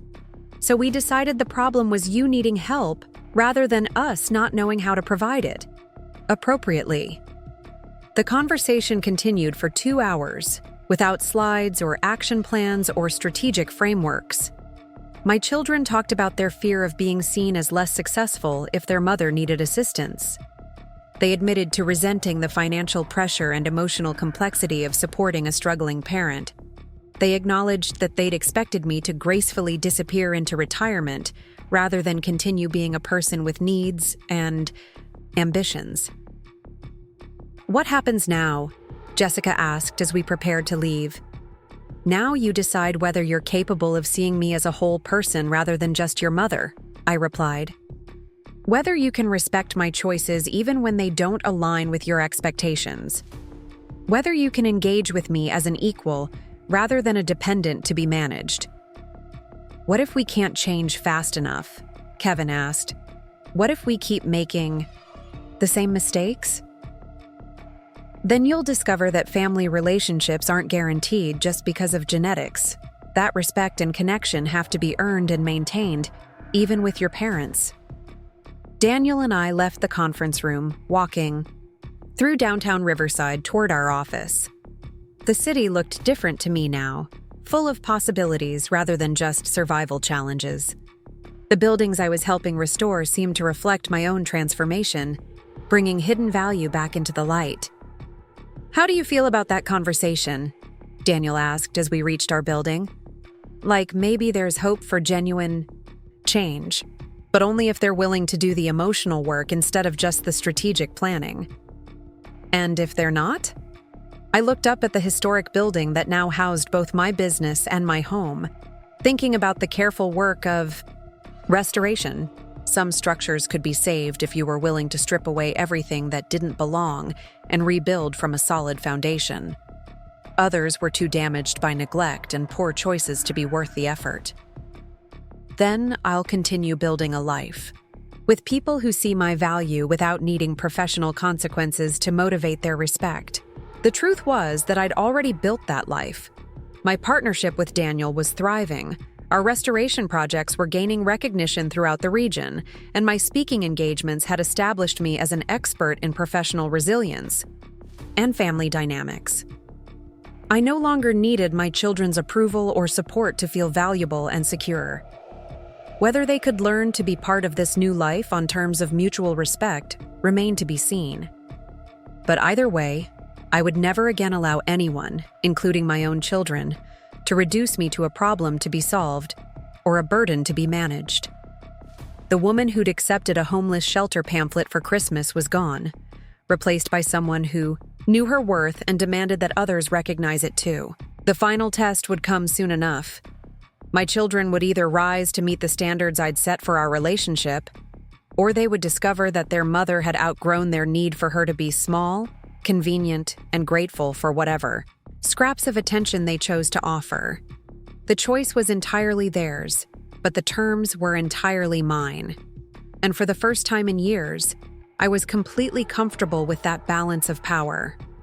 6 months later, I stood in the main gallery of the restored Majestic Theater, watching the final installation of the original 1920s chandelier that Daniel and I had painstakingly restored to its former glory.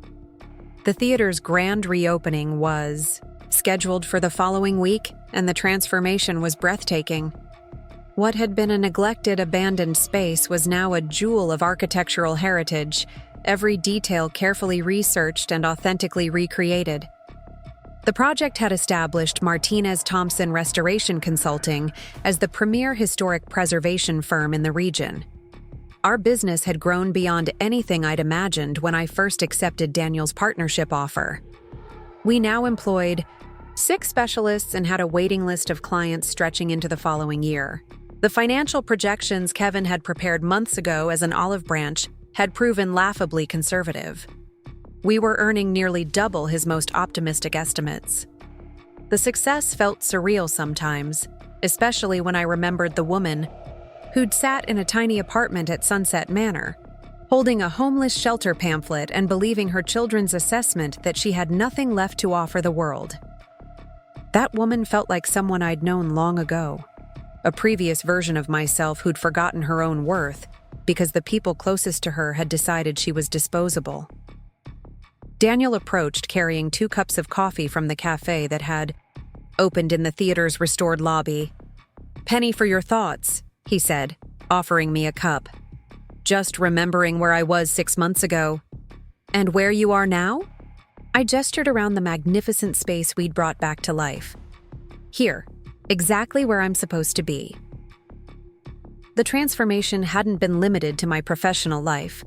My relationship with my children had evolved into something I couldn't have predicted during those dark months of neglect and abandonment. It hadn't been the simple reconciliation they'd initially hoped for, with apologies leading to restored family harmony. Instead, it had been a complete reconstruction of our dynamic, built on entirely new foundations. The process had taken months of careful negotiation, honest conversations, and several setbacks when old patterns of behavior reasserted themselves. The turning point had come when Jessica finally stopped trying to manage our relationship like a client account and asked me a simple question that changed everything. "Mom, who were you before you became our mother?" The question had emerged during one of our weekly coffee meetings, conversations I'd insisted upon as a condition of rebuilding our relationship.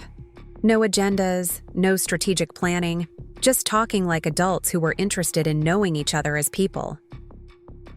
"I'm not sure I understand what you're asking." I realized I don't know anything about who you were as a young woman, what you dreamed about, what excited you, what you wanted your life to become. I only know you as our mother and Tom's wife, but you existed as a complete person before those roles. The question had opened a door I hadn't realized was closed. I found myself talking about my childhood fascination with old buildings, how I'd convinced my grandfather to teach me woodworking and plastering techniques that he'd learned from the craftsman who'd built some of Riverside's most beautiful historic homes. I talked about meeting Tom in a night school architecture class we'd both taken for fun, how we'd discovered our shared passion for preservation and authentic restoration. "You always wanted to do this work," Jessica realized. "It wasn't just something that happened because Dad needed a business partner. I've wanted to understand how buildings were made, how they aged, how to bring them back to their original beauty since I was 12 years old. Tom and I built our business around both our skills, but preservation was always my passion." "We never asked about your passion. We never asked what you loved about the work." "No, you didn't. You saw it as blue-collar labor that you'd outgrown through education and professional success." The admission had led to a deeper conversation about class assumptions, professional prejudices, and how my children had unconsciously absorbed the idea that working with your hands was less valuable than working with your mind. They'd been embarrassed by their parents' work clothes and practical skills without understanding that those skills represented mastery of complex crafts that required years to develop. Kevin's transformation had been the most dramatic. His initial response to the family crisis had been to create detailed financial plans for my business partnership, as if demonstrating his analytical skills could somehow compensate for his failure, to recognize my professional worth. But gradually, he'd become genuinely interested in the business aspects of historic preservation consulting. "Mom, can I ask you about the economics of restoration versus demolition?" he'd asked during one of our conversations. "I'm trying to understand why preservation projects are financially viable when new construction seems more straightforward." The question led to a series of discussions about the hidden costs of demolition, the value of architectural heritage in attracting tourism and business development, and the growing market for authentic historical spaces in an era of generic, modern construction. Kevin's financial expertise, combined with his growing understanding of preservation principles, had resulted in several innovative funding strategies for historic renovation projects. "I want to specialize in heritage project financing," he'd told me eventually. "I think there's a real opportunity to develop investment models that make preservation more accessible to smaller communities. That would require understanding both the financial and technical aspects of restoration work. Would you be willing to teach me? Not as your son asking for help, but as a professional colleague interested in developing expertise in your field." The question represented a fundamental shift in how Kevin saw both me and our potential relationship. Instead of the dependent mother who needed his financial guidance, he was recognizing me as an expert whose knowledge could enhance his own career development. Brian's journey had been more complicated, partly because his firm's involvement in opposing preservation projects had created genuine ethical conflicts. The Bar Association's investigation had ultimately resulted in a formal reprimand rather than suspension, but the experience had forced him to examine his professional choices more carefully. "I've been thinking about what kind of lawyer I want to be," he'd told me during a conversation at the Restored Theater. "Whether I want to continue representing developers who see historic buildings as obstacles to profit, or whether I want to use my skills to protect things that have cultural and architectural value. What's your instinct?" "My instinct is that I've been part of the problem rather than part of the solution. I've spent years helping people destroy irreplaceable buildings for short-term financial gain." The realization had led Brian to gradually shift his practice toward preservation law, representing historic districts, conservation organizations, and municipalities developing heritage protection policies. His legal expertise had proven valuable in navigating the complex regulatory environment surrounding historic renovation projects. "I'd like to be the firm's specialist in preservation law," he'd announced after several months of studying the field. "There's a growing need for attorneys who understand both development law and heritage protection. That's a significant career change. It's a return to values I'd forgotten I had. Dad used to talk about building things that would last, creating something meaningful that would outlive us. I'd like my legal work to serve that same principle." The most surprising development had been Brian's request to provide pro bono legal services for Martinez Thompson Restoration Consulting, not as a gesture of family obligation, but as a professional relationship between a preservation attorney and a consulting firm that could benefit from specialized legal support. "I want to earn your professional respect," he'd explained. "Not because I'm your son, but because I'm good at what I do, and my work adds value to your projects." The offer had led to a mutually beneficial professional relationship that operated independently of our family connection. Brian's legal expertise had helped us navigate complex municipal contracting processes, while our projects provided him with case studies and practical experience in preservation law. Jessica's evolution had perhaps been the most personally meaningful to me. Her initial response to the crisis had been pure damage control, focusing on protecting her career and managing the professional fallout. But eventually, she'd begun asking questions about the actual work of historic preservation rather than just its marketing potential. "Can you show me what you do when you assess a building?" she'd asked one day. "I realize I've been trying to market something I don't actually understand." The request had led to several site visits where I'd walked Jessica through the process of evaluating structural integrity, identifying original architectural features, and developing restoration plans that balanced historical accuracy with modern functionality. Her marketing background had proven surprisingly useful in understanding how to communicate the value of preservation work to clients and communities. "You're not just restoring buildings," she'd observed after watching me work on the theater project. "You're restoring stories. Every building has a narrative about the people who built it, used it, loved it. That's what preservation really protects. Exactly. We're not just maintaining old structures. We're keeping cultural memory alive. Jessica's insight had led to a new component of our business, heritage storytelling services that helped communities understand and communicate the historical significance of their architectural treasures. Her expertise in narrative development and public engagement had created a new revenue stream while making preservation projects more meaningful to the people they served. "I want to leave Midwest Medical Solutions," she'd told me eventually. "I want to start a communications firm that specializes in heritage and preservation projects. That's a significant risk professionally." It's a risk worth taking. I've spent years marketing things I didn't care about to people who didn't need them. I want to use my skills to promote something that matters. Jessica's new firm, Heritage Communications, had quickly become the go-to marketing partner for preservation organizations throughout Ohio. Her understanding of both the technical and emotional aspects of restoration work had made her uniquely effective at building public support for heritage projects. The professional relationships my children had developed with my work had created an unexpected family dynamic. Instead of the traditional hierarchy where parents provide guidance to adult children, we'd become professional colleagues who happened to be related.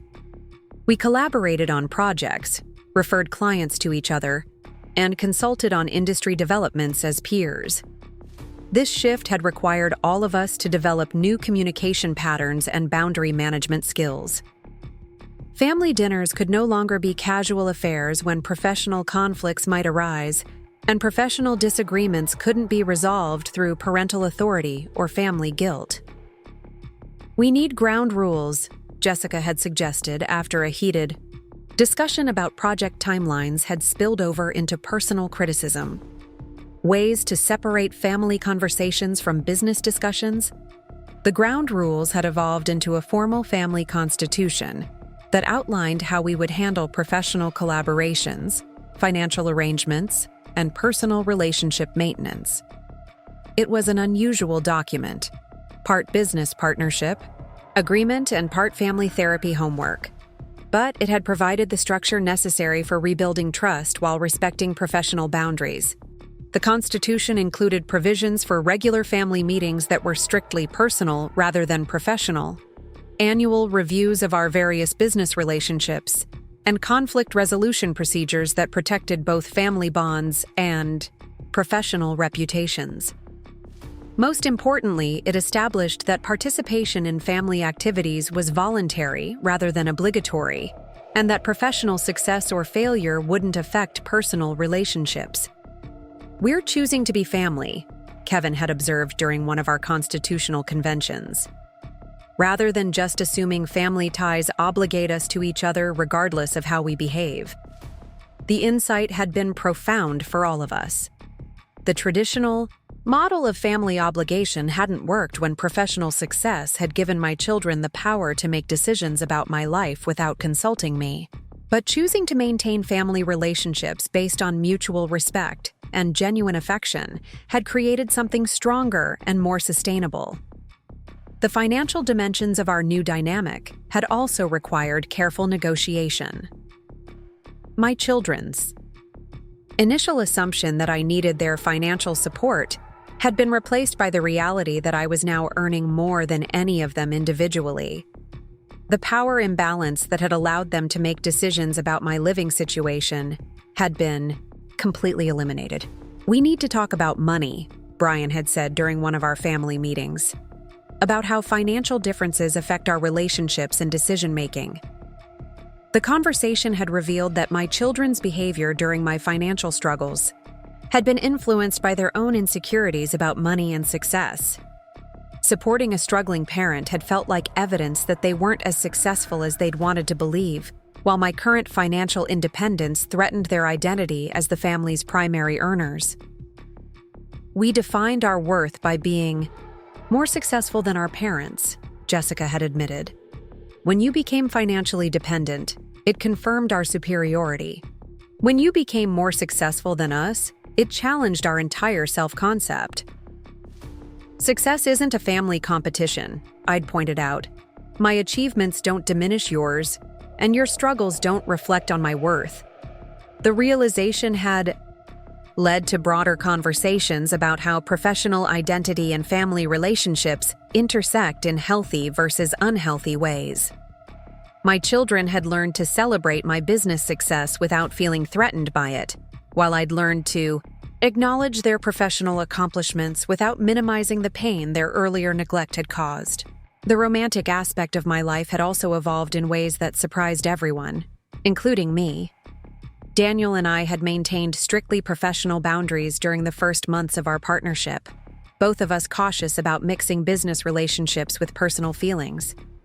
But working together daily, sharing the excitement of successful projects and the stress of challenging deadlines, had created an intimacy that gradually extended beyond professional collaboration. I think I'm falling in love with my business partner, I'd confessed to Jessica during one of our coffee meetings. How do you feel about that?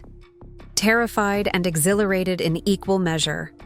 I haven't thought of myself as someone capable of romantic feelings in years. What changed? I remembered that I'm not just a mother and widow. I'm a woman with desires and dreams that have nothing to do with taking care of other people.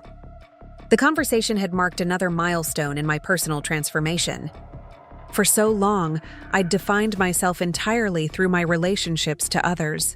Tom's wife, my children's mother, the caretaker whose value came from what she provided to her family. Rediscovering my individual identity had opened space for new kinds of relationships based on choice rather than obligation. Daniel and I had approached our romantic relationship with the same careful planning we brought to restoration projects.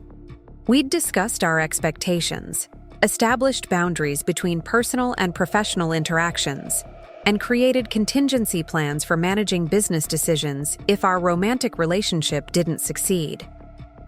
We're two adults with established lives and careers, Daniel had observed.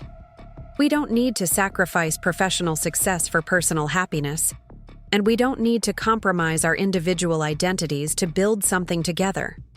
The relationship had deepened gradually, built on mutual respect for each other's expertise and genuine enjoyment of each other's company. Unlike my marriage to Tom, which had been formed when we were both young and still discovering who we were, this relationship brought together two people who knew themselves and chose each other from positions of strength rather than need. My children's response to my romantic relationship had provided another test of their personal growth.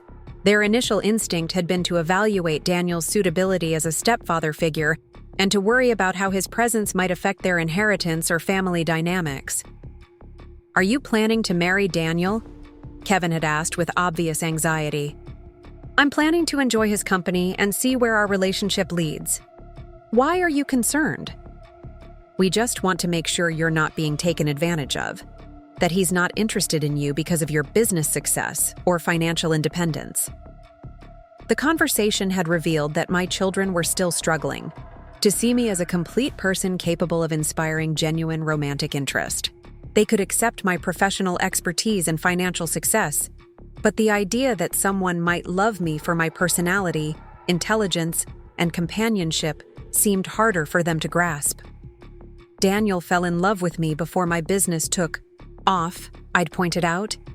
He was interested in me when I was living at Sunset Manor and struggling to pay rent. His feelings aren't based on my financial status. But how do you know his feelings are genuine? The question had sparked a deeper discussion about trust, vulnerability, and the difference between reasonable caution and cynical suspicion.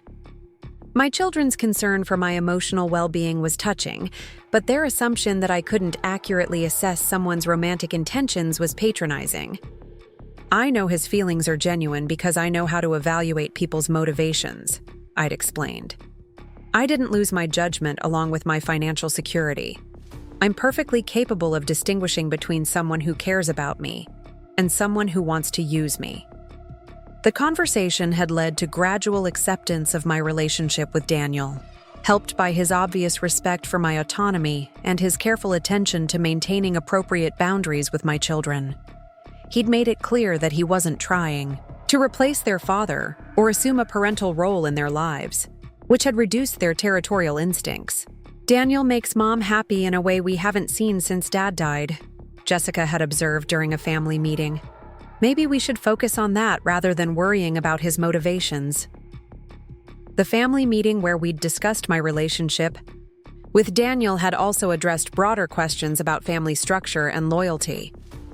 My children had needed to confront their assumption that my primary emotional energy should be devoted to maintaining relationships with them, even when those relationships had been neglectful and one-sided. "We expected you to always be available. For us," Brian had admitted. "Even when we weren't available for you. We thought that was just how family worked."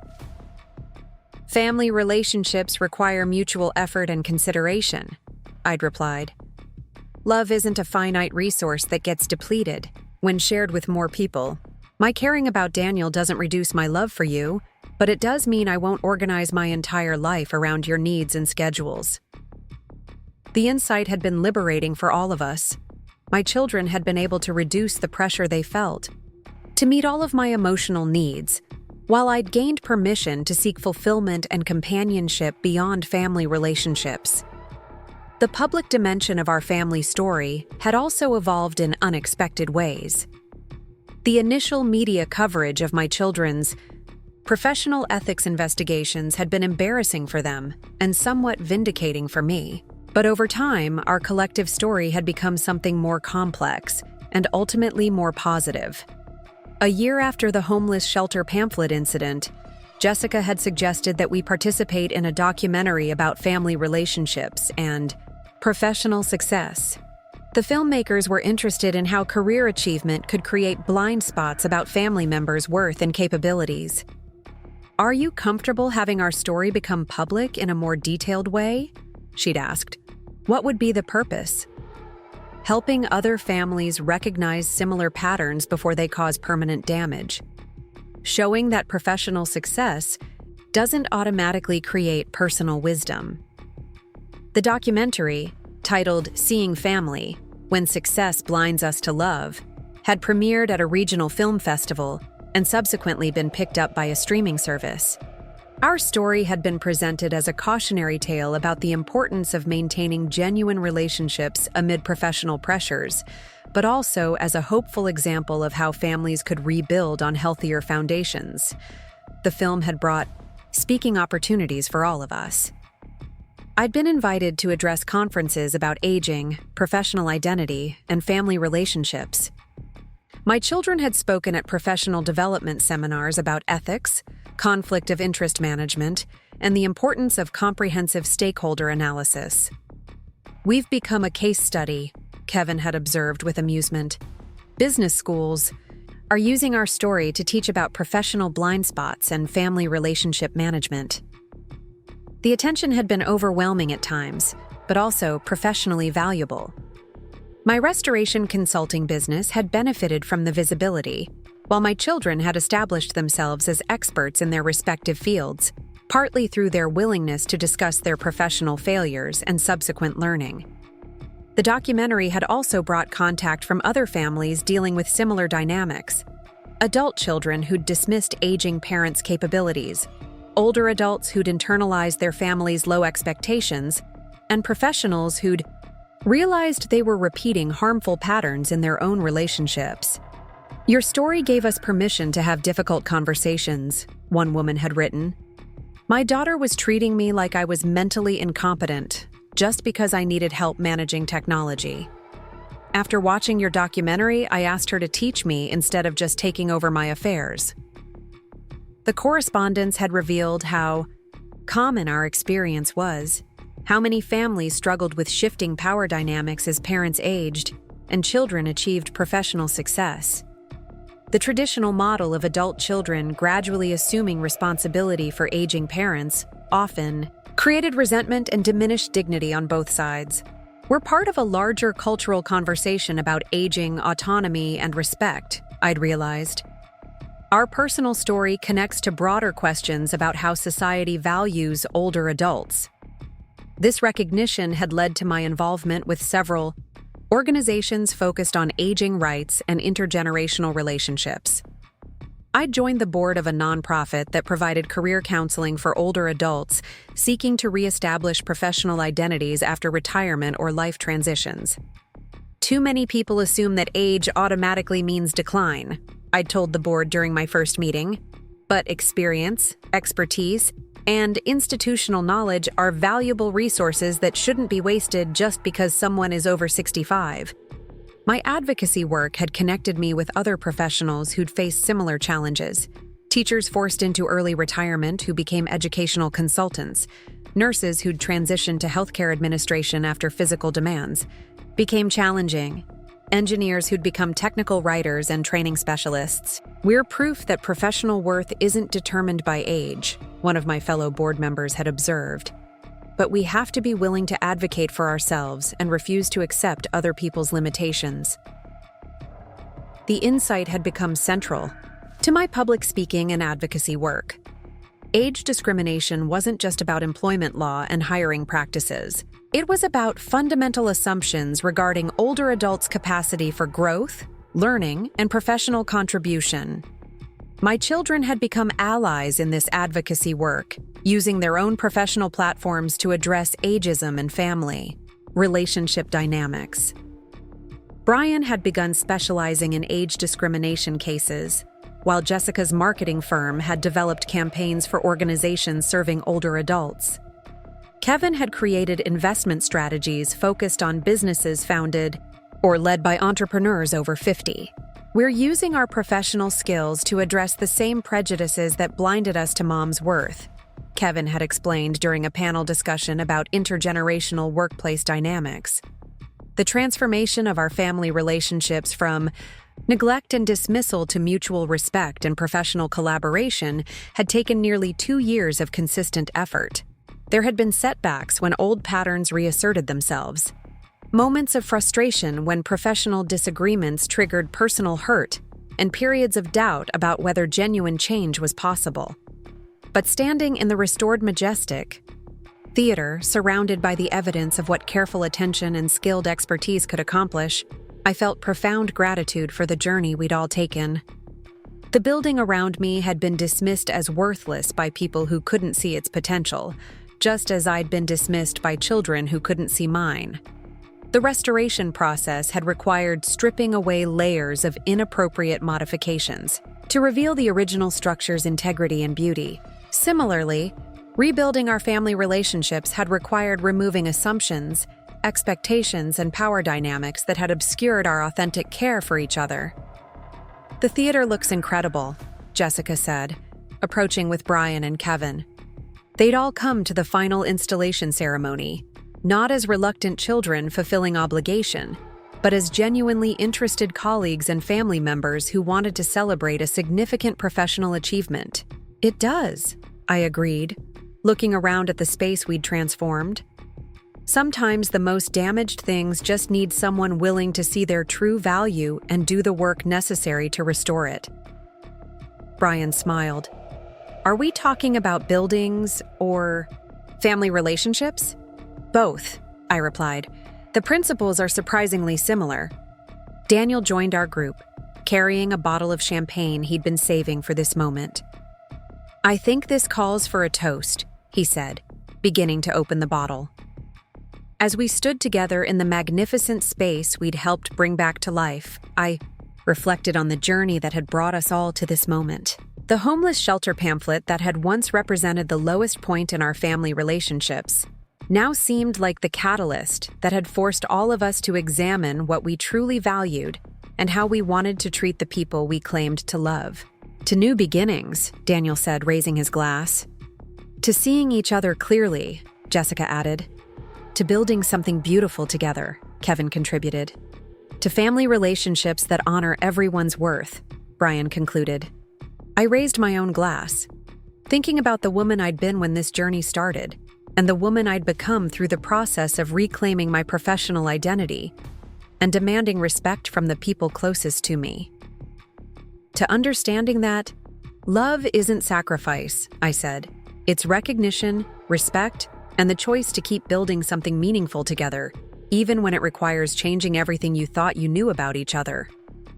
As we clinked glasses in the restored theater, surrounded by the evidence of what was possible when skill, vision, and persistence came together, I knew that our family story was far from over. But it was now a story being written by people who saw each other as complete human beings rather than convenient roles, who chose relationship based on mutual respect rather than biological obligation, and who understood that the most beautiful transformations often begin with the courage to refuse being treated as less than your worth. The homeless shelter pamphlet had been intended as an ending, a way for my children to close the chapter on their inconvenient mother. Instead, it had become a beginning, the moment when I'd finally found the strength to demand the respect and recognition I'd always deserved, but had been too worn down to claim. Looking around at my family, my partner, and the magnificent space we'd restored together, I realized that sometimes the most devastating gifts turn out to be exactly what you need to save not just yourself, but everyone you love.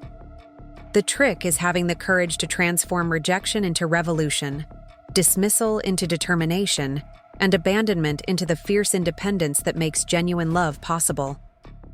Up next, you've got 2 more standout stories right on your screen. If this one hit the mark, you won't want to pass these up. Just click and check them out.